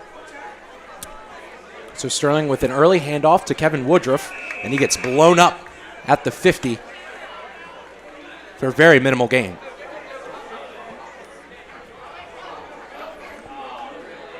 And I think, what you want to do here coming out in the second half is not, obviously you need to score fairly early on here to get yourself back in the game, but not panic and not put yourself in position where you're making the mental mistakes. And that really hurt Sterling on the offensive side of the ball in that first half. And that tackle was made by number 8, Alex Gilliba.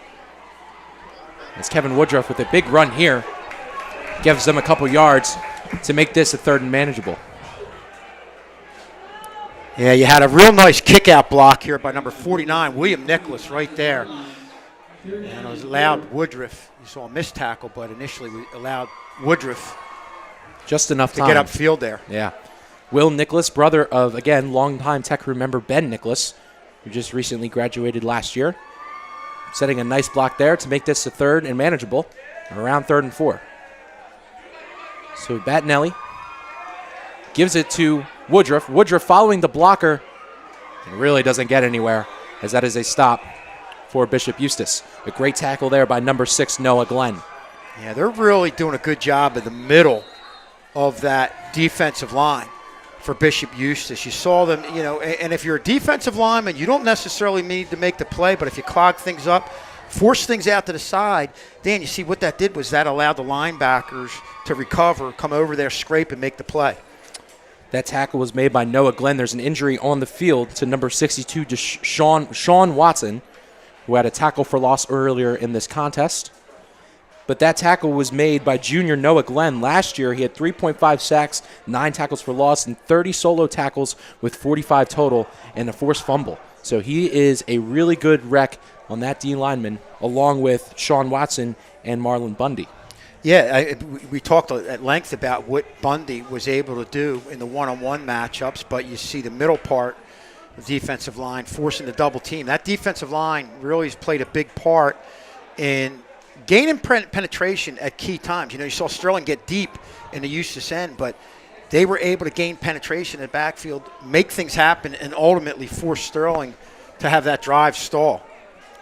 So Watson's still on the ground getting stretched out by a trainer as he's getting helped up by his coach and said trainer and being able to walk under his own power. But nevertheless, Sterling getting faced here with 4th down. There you see the Hynella water tower, a fixture in our area.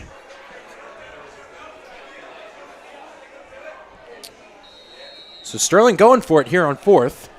Very early into the second half. Battinelli back with 2 receivers to each side of him and a running back.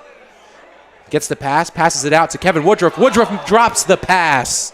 And Sterling cannot convert on that 4th down as they give the ball back over to Bishop Eustace. Yeah, hit the hands, but that's one where you want to get it on the numbers. You don't want to have them go up in the air, especially with the defender right there.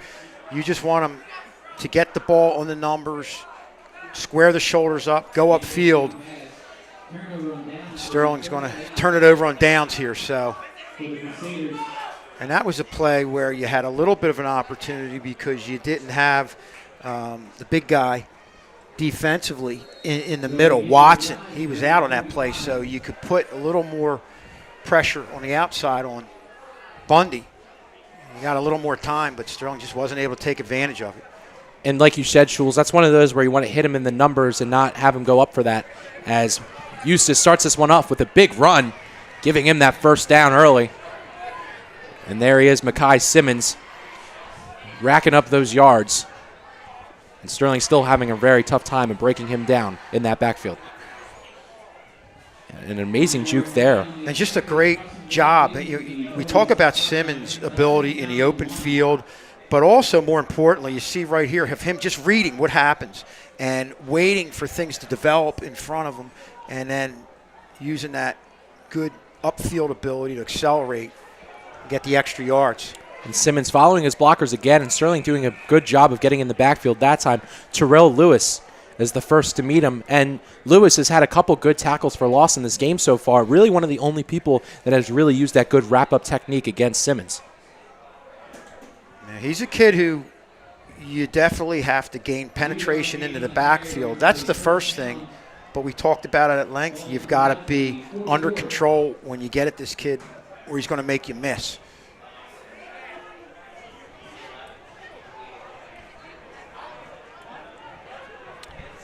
So 2nd down and a fumble in the backfield. Simmons drops it, but Simmons still with that motor keeps going, and it just gets him back to the line of scrimmage.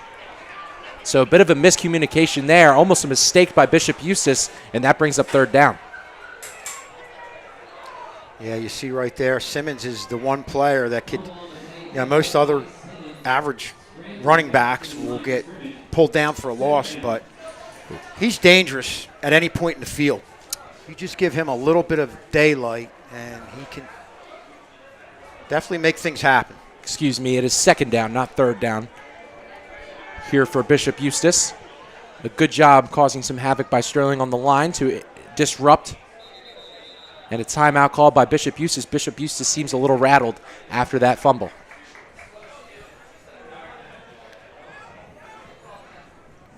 And Schulz, the night has only gotten more beautiful. The lights have finally come out for this Friday Night Lights football game between Bishop Eustace and Sterling. Thank you, everyone, for joining us at home. I'm Daniel Leakin, joined by Kevin Schulz up here in the booth.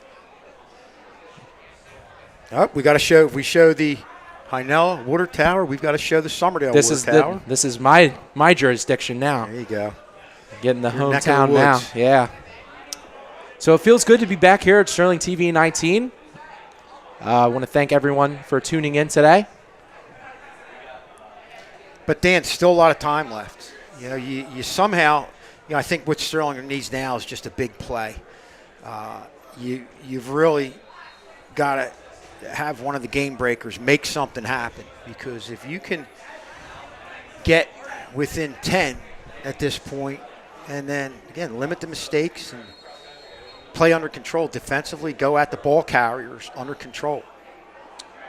Bishop Eustace getting their stuff situated and going for a run using their quarterback. That was Noah Fiola. Looks like we've got a little bit of cramp in there. Something we didn't think would be too much of an issue here, but I guess even though it's not as hot as it's been in recent years, still the first game of the season, you're going to see an occasional cramp. So during that little timeout break, we saw Philly skyline. Give everyone a quick update on the Philly score. They're down 2-0 to the Atlanta Braves. 2 solo home runs hit by Orlando Arcia and Sean Murphy. Yeah. Kay saying boo in the truck. Boo. Arcia bringing out his best against the Phils. Oh, of course he does. He's a clown.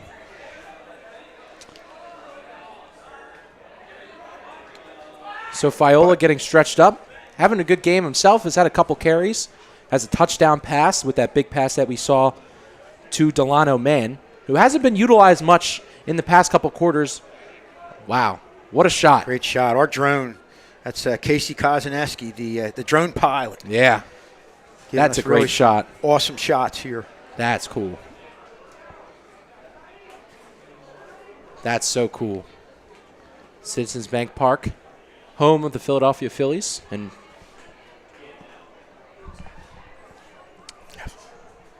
also next to it, Wells Fargo Center, home to the Flyers and the Sixers, and Lincoln Financial Field, home to the Philadelphia Eagles. Eagles have their first game next Friday in São Paulo, Brazil, against the Green Bay Packers. That'll be different. Oh, Not only Brazil, but a Friday night game. Yeah, no kidding. NFL Friday night game. They're finding a way to get every night in there eventually, I think. And our next TV game will be girls soccer at 4 p.m. versus Haddon Township, the first girls soccer game of the year. Looking to have a pretty similar year to last year. And there is the link where we will see a lot of Eagles games this year, hopefully having a good season as well. Awesome shots. Wow. Yeah, really, Casey, great job. But as I said, girls soccer looking to have the same triumphant year that they had previously. Unfortunately, their star Ireland Kay is out for the season with an ACL injury, similar to what happened to Bridget Dixon last year. That's a tough one. But in the brighter news, Elise Simpson is coming back from her hip injury, and Cammie Revais will be coming back from her ankle injury. So they should be at semi-full power in their game on Tuesday. So and the big thing is you have experience coming back, but not only that, you've got girls who had the experience of a nice deep run and ultimately winning that coaches tournament, playing against some of the best teams in South Jersey, playing in pressure-packed situations. So there's a lot of things to like about what the girls soccer team is going to be able to do this year. So now Bishop Eustace looking to run a wildcat formation with Fiola sidelined. Goes straight to Makai Simmons. Simmons cuts through the middle and gets that first down. Simmons really good at just finding the open gaps that these blockers are setting them. Yeah, and they do a good job of getting a lot of bodies to the point of attack. And when you couple that with Simmons' ability to read what happens in front of him and then accelerate, just makes him a really tough guy to stop. So about 7 minutes and 15 seconds left in the third. Bishop Eustace charging down the field at a pretty good pace. They're going to keep Fiola sidelined for another play and just stick with this wildcat formation. Simmons takes it in the backfield, cuts to the right. Wide right, but falls. That's a good break for Sterling, but they still do get that first down. Yeah, and you know, Sterling's adjusting, doing what they have to do. Had basically 9 men in the box right there, and we're fortunate Simmons slipped, but you know, they just basically have to make a play, and weren't able to do it right there. He was able to just get enough. And give Bishop Eustace credit. You know, you were saying that, Danny, that you really haven't seen much of Man, but you know, he's their big play guy right now. With the 24-7 lead, you just want to keep the clock moving, grind out the first downs, and if it's not broken, you don't have to fix it. Keep running the ball. Keep going to Simmons. So Fiola is back up on the field. Simmons to his left. Eustace did get that first down. Looking to put some more points on the board. Fiola sets a really nice block. And Simmons makes his way past the 30. That's what is so unique about this offense is that you've got your quarterback. That's probably about the third or fourth time we've seen the quarterback as a lead blocker. Jules, you make a great point, and you don't see that ever. Not that a lot of times you want that to happen because obviously you don't want your quarterback to get hurt, but hey, it works, and but if your quarterback does get hurt, that's the first criticism you're going to take. What's he doing that? But it's working for them. But Fiola has shown really good toughness in doing this, putting his body on the line for his team, knowing he is that starting quarterback. So they cram the box, and the defensive jumps.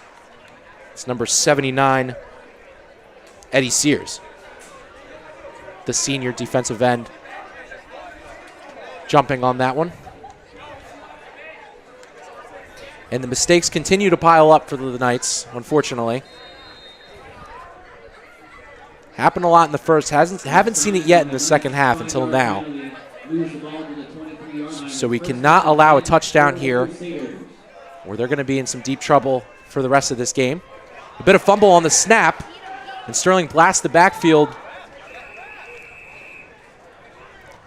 And Simmons takes it back to the line of scrimmage, even if that. And this is where, if I'm the second man in on the ball, or even if a ball carrier is cornered or has men around them, you're the first man. You've got to try to strip the ball. You've got to try to make something happen right now. You've got to try to force a turnover. Somebody's got to come up with a play to turn the momentum around right now, because this is really almost, you hate to say it, with 4:48 left in the third quarter, but could be a nail in the coffin with a score here by Eustace.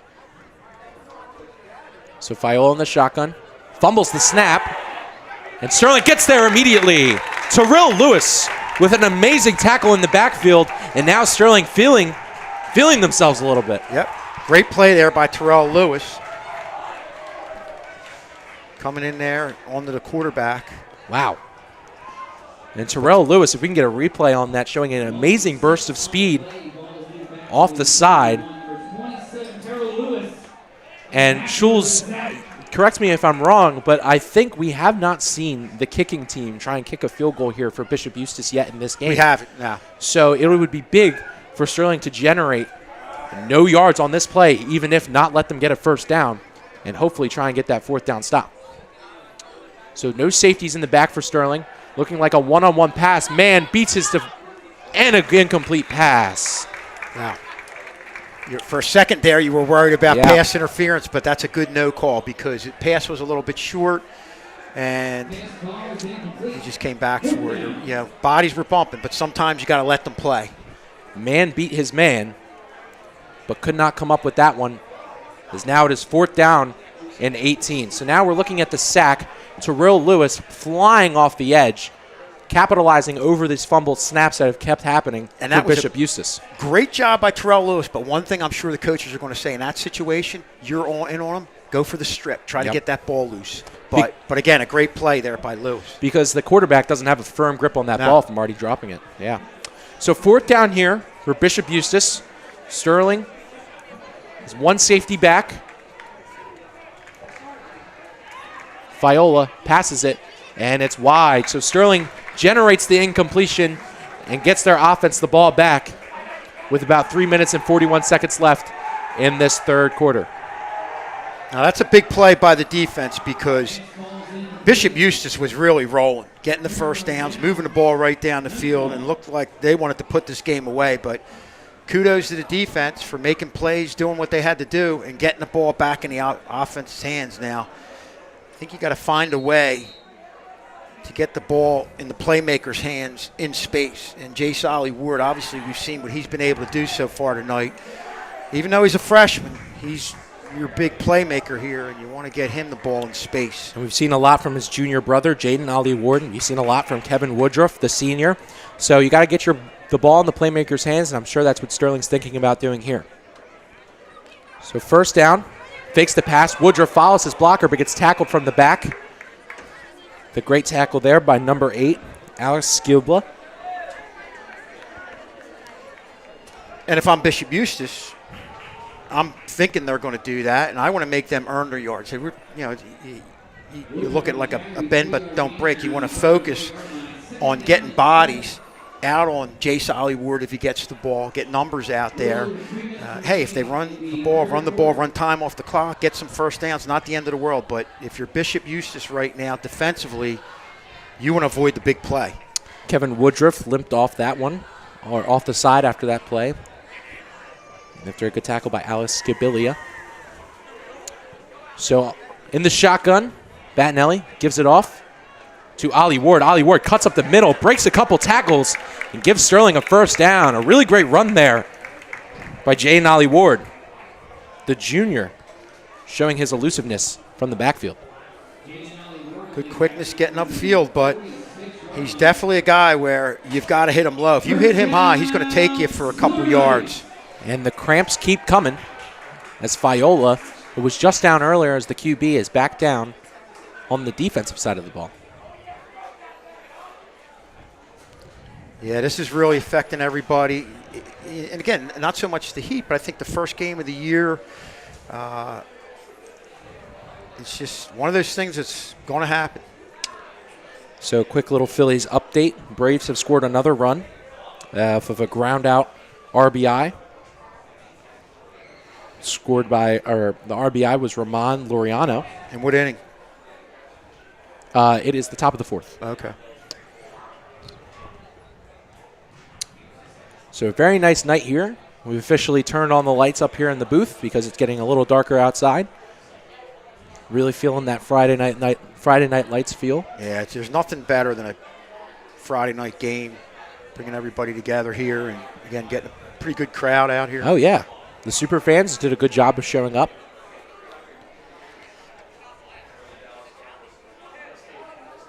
The first game of the 2024-2025 season.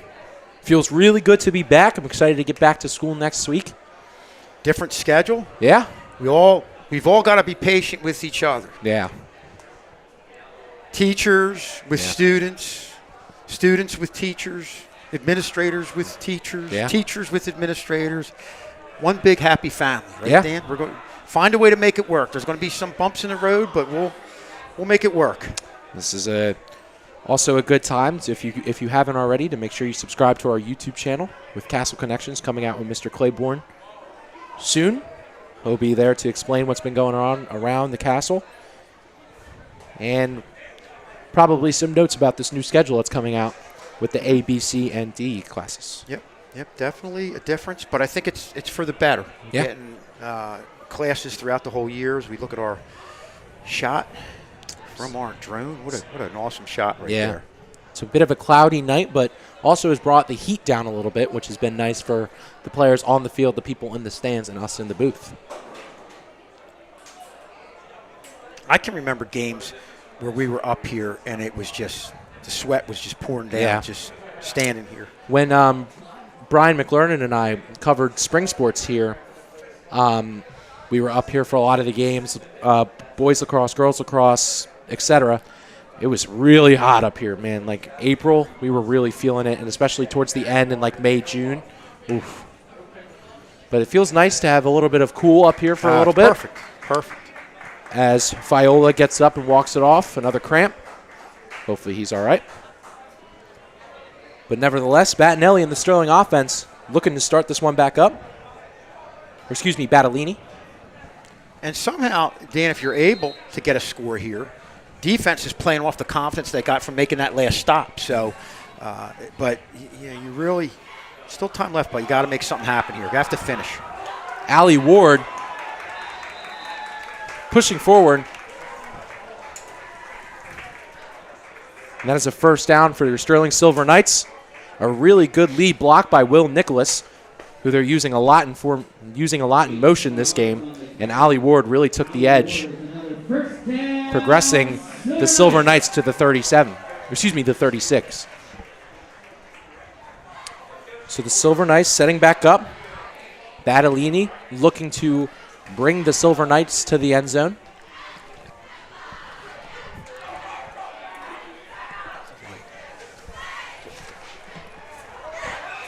And that is a tackle for loss for Bishop Eustace. Well, that's a case of them, after the previous play right there, really focusing on Ollie Ward, gaining penetration. And we always say with the backs you're looking at tonight, whether it's a game breaker or a guy who's physical like Jaden Ollie Ward, you can't give him momentum. And if you get to him before he gets going, that's the key to making the stop. And that's what Eustace was able to do right there. A good tackle by Alex Scabilia. He's had a few tackles for loss this game. As Battellini looking, firing. A good catch there. And Bishop Eustace quickly brings down the dangerous Jace Ollie Ward. Now that's a good job of Battellini, setting the feet, getting rid of the ball in a hurry. Really, as the game has gotten going, playing with more confidence. See him set the feet. And that's a ball that had to get there in a hurry. He did a good job. You know, sometimes you'll see quarterbacks loop the ball out there, but you had defenders close by, and you really had to throw a tight spiral there. So as the time ticks away in the third quarter here, Sterling is really looking for another score on 3rd and 5. And a good screen there by Sterling. Gives them that first down. And more! He breaks 3. He's going towards the end zone, and he gets hawked down before he can get there. But what an amazing play. Well, there's that second effort we talked about. And Jaden Ollie Ward, if you can't just bump him or arm tackle him, you got to hit and wrap and bring him down. If you don't do that, you're going to have what happened right here, where you see that, you hit him high. You can't hit him high. He's got the strong legs, spins around. Wow, what an effort by Jaden Ollie Ward right there. And the Ollie Ward brothers are really making their name so far this season. Jaden and Jace doing a great job of putting Sterling in positions to win. So Battellini under center, gives it to the running back, and he gets tackled for loss. Immediately blown up by Bishop Eustace. Blown up by number 54, Will Kraft, who was really the head of that one. Dan, that's what they've been doing. Whenever Sterling gets the ball deep, Eustace, especially with the lead right now, is taking chances. It looked like they went with a couple stunts, shot the gap, got the penetration, and that's been the key defensively to Eustace stalling some of these drives. So Sterling's really got to find a way to pick things up and find their way around that. And that'll be it for the third quarter. Same score as when we got here. We'll be back in the fourth quarter.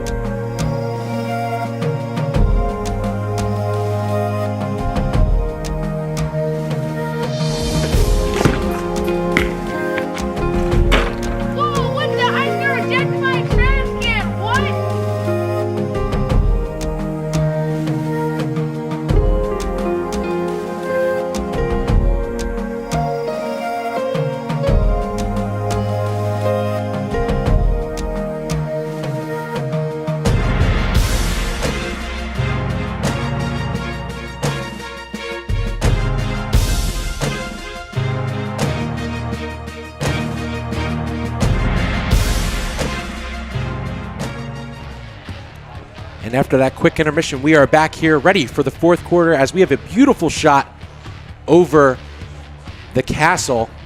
Our great cameraman, Casey Kozaneski, bringing us this great Friday Night Lights view. The beautiful picture of the night in the middle.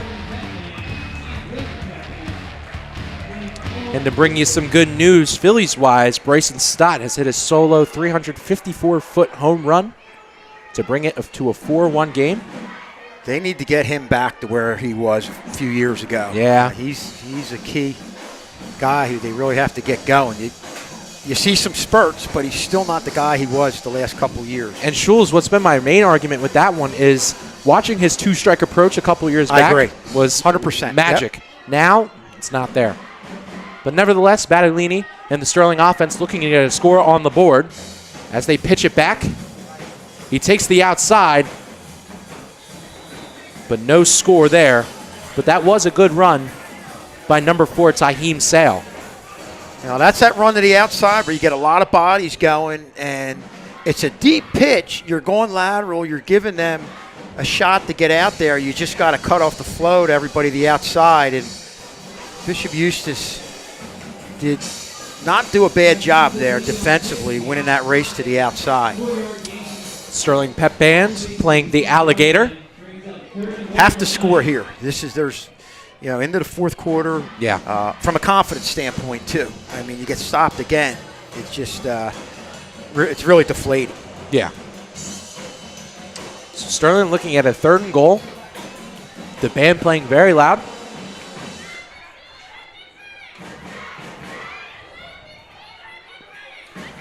Making a last-second substitution on and getting in formation.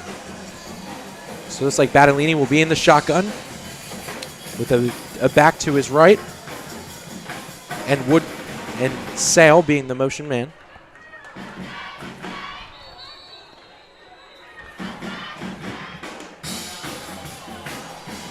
And a timeout was called.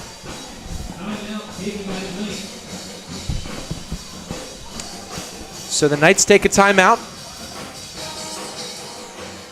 Dan, this is a good timeout because these are some key plays here where you've got to get everybody on the same page. This was where Sterling made some mistakes, maybe not as deep as they're in right now, but this is such a critical point in the game. You've got a young team. You want to talk to everybody, talk to them about all the situations that could possibly happen, have them know what they need to do to handle that. And, again, just get everybody on the same page. Great timeout there. And your next TV home game will be at 4 o'clock. It'll be the girls' soccer against Haddon Township on Tuesday, live on youtube.com/SterlingTV19. And as Jules and I were talking about earlier, very excited for the girls' soccer season coming up. As we got a little guy in front of our camera. Future Sterling Knight football player and a big, wide view of our beautiful turf field. And I don't know if Casey's been practicing this over the summer, but his shots are really good. Yeah, he's got a knack for it. And look at Strong's got that wide side of the field. Look for them to possibly attack there as you see motion. There's a motion man who cuts back. He finds the motion man, but a little short of the touchdown. But they're on the 2. We're going to see it from the drone angle. And you see that motion man breaks apart. Wow, what a shot. Yeah, what a great shot. You can see that he is a little short.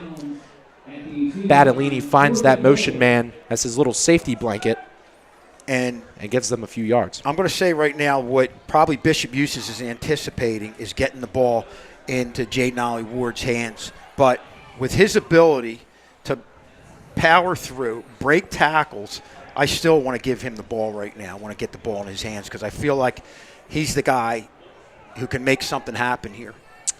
Not only do you have to worry about Jaden Ollie Ward, you have to worry about his brother Jace. But here is a very important 4th down for the Silver Knights. There's a man in motion. Battellini takes the snap, and there's a flag on the play.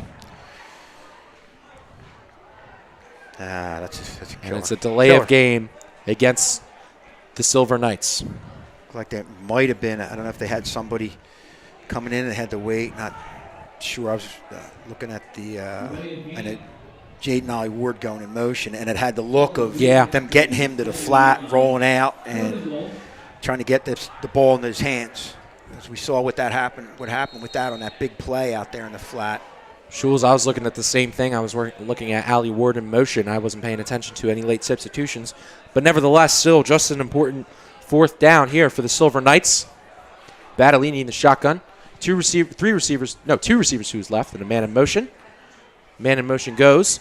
Battellini throws an interception almost. The Bishop Eustace DB dropped it, but nevertheless, incompletion, and it is now Bishop Eustace ball. And Dan, the key to this play is the upfield containment right there on the outside. It looks like they blitzed the linebacker, anticipating a rollout. And when you don't allow him to get in his rollout and he's running back, throwing, jumping in the air, can't get much on it. And just a great job by that defensive line. And they've really come up big the whole night, and never more at a critical time, more of a critical time than right there. The likes of Noah Glenn, Sean Watson, and Marlon Bundy, 3 names we've said a couple times tonight, have really come up big for this Bishop Eustace defense. And almost a near, definitely would have been pick 6 for Delano Mann if he would have hung onto that ball.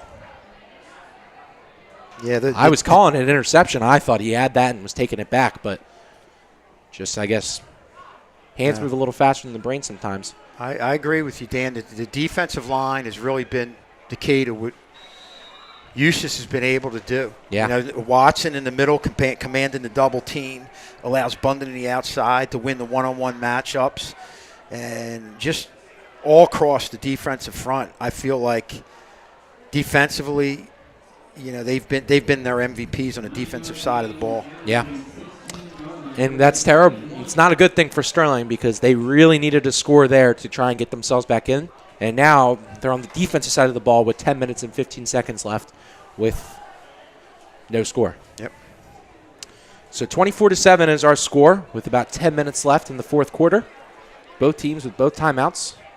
It's a snap again to their workhorse, Mekhi Simmons, who gets brought down early here. And if I'm Bishop Eustace, I'm looking to just kind of drain the clock out as much as I can. And if I'm Sterling, second man in right now, you got to go for the ball. Even first man in, I was talking about if you're in a crowded situation in the middle, go for the ball. You've got everybody out there on the field has got to feel like I'm that guy who's got to make something happen right now.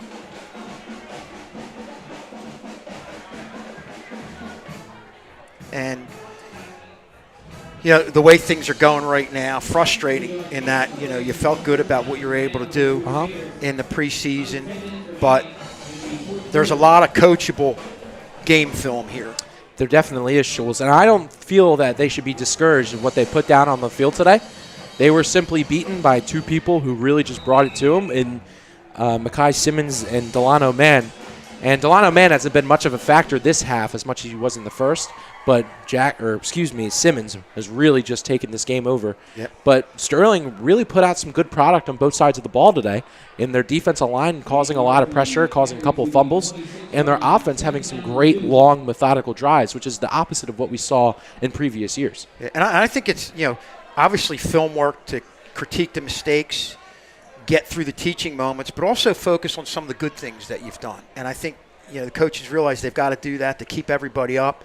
Because this is definitely a team in transition. You've got a lot of young players, and right now you're trying to build a culture. Yeah, definitely. And I think a culture is being built, Schultz. I mean, these players are playing for each other. I think they're listening to the coaches. They're really learning the plays. I mean, we're seeing a lot of motion. That's something we barely saw last year. Yep. So it's really nice to see that they're learning. It's nice to see that they're growing as a program. They're growing as a family. And it's refreshing to see after this past couple of years of a bit of a lull after our really good year 3 years back. So 1st and 10 after the penalty. Eustace with about 8 minutes and 15 seconds left. Straight snap to Simmons, as we've seen almost feels like 100 times this game. And he fights his way over to the first down. It's a really good play by Simmons, giving Bishop Eustace some good, and we've seen field position. Simmons get a lot of yards through the quickness, the acceleration, the cutbacks. But here you see some second effort and going ahead and getting 3, maybe 4 yards there, just bringing people with him. So he's not only a speed guy, he's also got a lot of power in those legs, really just an all-around back. Yeah. Simmons is well over 100 yards this game, really just taking it to the Sterling defense, and he has been since quarter number 1. Sterling really crowding the box here in this one. It's a direct snap to Fiola this time, and they get in the backfield immediately. An amazing wrap-up tackle there by Will Nicholas, who's done a lot on both sides of the ball this game in terms of blocking and tackling. Yeah. There's not a lack of effort right there. You see, nope. And the nice thing about what Nicholas was able to do, he took on a back trying to block him out and, you know, provided containment. Not only did that, but also made the tackle. Yeah. A lot of times that situation, you're just needed to provide a containment. He did both right there. Yeah. Very impressive work there by Will Nicholas. as it brings us 2nd and 10 for Bishop Eustace.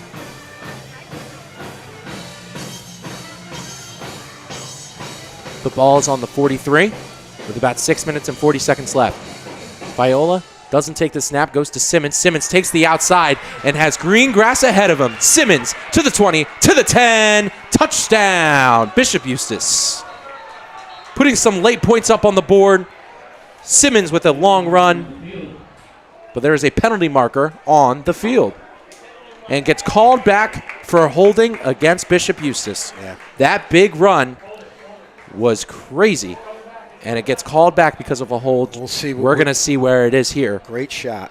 Great shot here by Casey Kaz. There you see it on 56. He got the arm out there. And that was it definitely had an impact on the play because it looked like if 56 didn't grab him, he could have made a play. Nevertheless, still a very impressive run by Mekhi Simmons. And he has had zero effort trying to find that hole and bursting through it. And like you said, Schulz, he really is a lateral running back. And right away, when he sees that window of opportunity, that daylight, boy, he's got that great acceleration and getting upfield and putting the afterburners on. And if we can get another replay, and we talked about this earlier with Viola being a quarterback who's going out and blocking, watch the block he sets here for Mekhi Simmons. It made me point it out as we watched that last replay. Watch number 12 set a really nice block for Simmons. Yeah, getting downfield. That was the difference. Well, obviously it was called back, but he would have had a stop there, but that kind of finished things off. So on 2nd and 15, Bishop Eustace loses the ball. As we're going to watch a replay here, unfortunately we were watching the last replay, it just went right past the quarterback, and great heads-up play there from Bishop Eustace to pick it up and bring it up. As they're going to get pushed way back now after the touchdown that got called back and the fumble for a long 3rd down. Everybody's got to go for the ball now. You're not even the second man in. First man in, you've got to make something happen. And if I'm Bishop Eustace, I'm not going for those extra yards. I want to keep 2 hands on the ball. Yep. If we have to punt, we have to punt. So 3rd and 25 here for Bishop Eustace. Viola takes the snap, but a penalty marker is on the field. It is a delay of game on Bishop Eustace. So now it is a 3rd and 30. Bishop Eustace, like Schulz said here, should definitely try and just work on their ball protection and not give up a big play. And if I'm Eustace and punt, if I have to punt the ball, I'm keeping it out of. I'm going the opposite direction of J. Solly Ward because he hasn't broken a punt return, but we saw his ability on the big play from catching the pass. Yeah, and he has that immediate burst. Has the ability. Yeah. To come up with the big so play. a 3rd and 30. Ball's on the 23. They need to get past midfield. Viola takes this one and gets some yards, but doesn't do much there as the punt team will be brought out.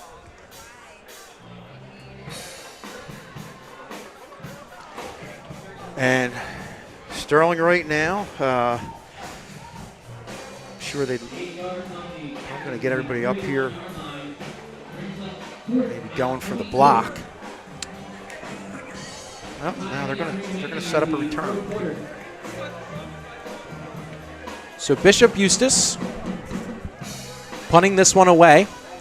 The 2-man return team of Taheem Sale and J. Sally Ward being the return men for the Knights. The Knights looking to get a big play. But if I'm Bishop Eustace, I'm kicking this away from Ollie Ward. And even Taheem Sale, who could really make something happen. So Bishop Eustace, seems like there's a bit of a miscommunication here between the bench.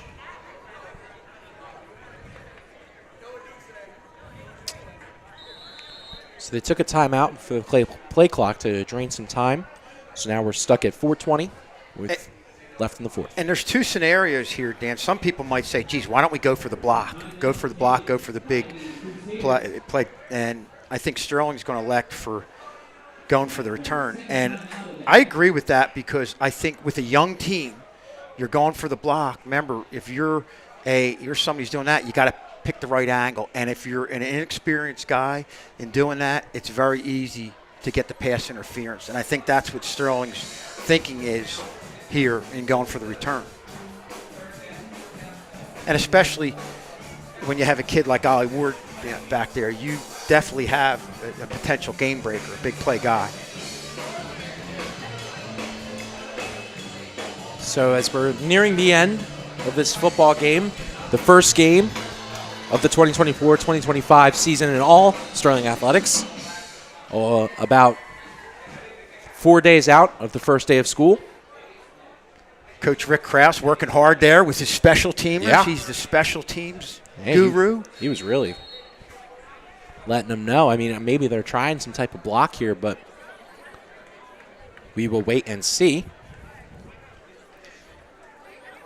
Bishop Eustace getting ready to punt this one away. Does it with ease as it finds Taim Sale as he just lets that one go. Yeah, clearly keeping the ball away from Ollie Ward. Yeah.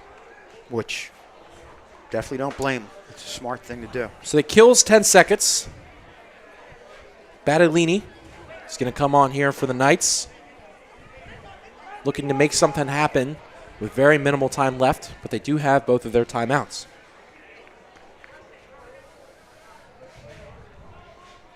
And if you're Eustace, you just allow the short completions. Keep everybody in front of you. Tell your safeties, just have to keep everyone in front of you.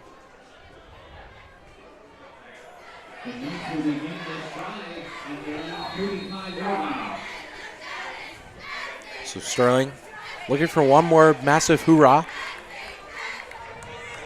With little time left, but still have both of their timeouts. Battaglini curls, throws, and a couple moves there by Ollie Ward. Still fighting for that first. And very impressive commitment from Jace Ollie Ward, that freshman, on a nice curl route that looked like it would be blasted for 5 yards. Turns into about 9 or 10. Yeah, really trying to make something happen right there, turning back to the inside. So Silver Knights trying to up the tempo. Battaglini takes this one, finds curl route. Noah Giles takes this one up the middle, and Sterling seems like they're in rhythm. Well, that's that middle of the area field. They're going to allow you to complete with the 17-point lead right here, but Sterling's just doing what they have to do to move the ball down the field. Nolan Giles with that reception. Battaglini steps back, faces pressure, passes it out, and Woodruff drops the ball, and it is recovered by Bishop Eustace. If this is called a fumble, it is going to be Bishop Eustace ball.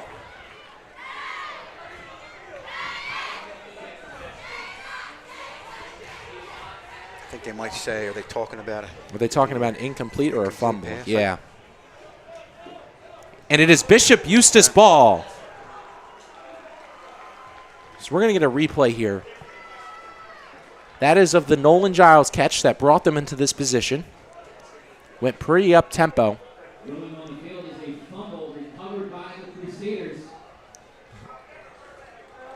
So a fumble, been picked up by the Crusaders and pretty much blasted any chance of Sterling trying to get back into this one. And I'll go back to, again, saying the defensive line was outstanding on that one. Putting the pressure on the quarterback back. Quarterback going back was not able to get enough on the ball, forcing Woodruff to come back for it. And then we turned around. You had the defender right there to make the play, strip the ball, and Bishop Eustace is about to just run out the clock and come away 1-0. After a real nice effort, especially by that young man, Simmons, really been the key guy on the offensive side of the ball. So this game opened up with a big pass to Delano Mann, which he took for about 60 yards for the touchdown. And then from then on, it was the Makai Simmons show, and he really turned into the workhorse running back. Yeah, and, you know, Mann, obviously, you haven't seen as much from him in the second half because it hasn't been the type of game where a wideout needs to be involved. Once they got the lead, they went to Simmons. Simmons has been the workhorse, whether it's the pitch to the outside, the cutbacks, showing his ability to get upfield, his ability to get yards after the catch has really been the key guy on this offense.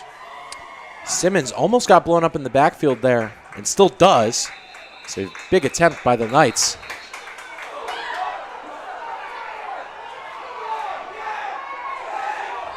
A little bit of extra curricular activity, yeah. This is where you probably need to take a little bit of a break, have the ref cool everybody down, talk to both teams. There was a bit of a late shot there at the end from Mekhi Simmons on to number 58, Victor Romano. You don't need, neither team needs to get anybody thrown out at this point, losing next week. Yeah. So this is where a timeout wouldn't be a bad thing, because you don't want this to escalate really for both teams. Yeah, so getting a little chippy at the end here with 1 minute and 30 seconds left. And just like the cheerleaders are saying, it's getting a little rowdy. So Simmons breaks through the hole, lays the shoulder, and another nice run by Simmons. And Bishop Eustace is looking like they're going to put this game to a close. Should be one more play left.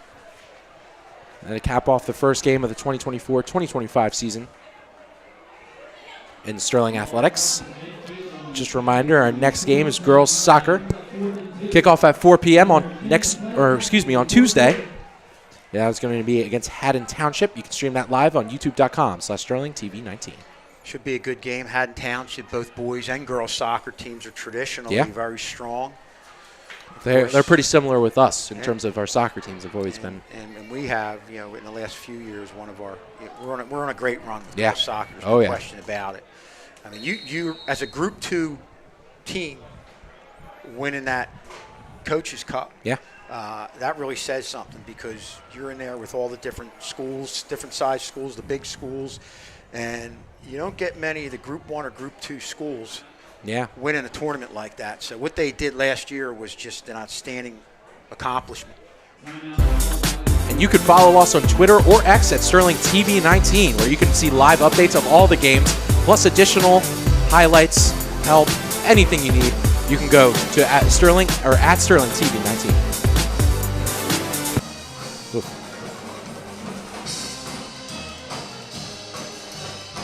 Band is still kicking, even with 33.3 seconds left in this fourth quarter.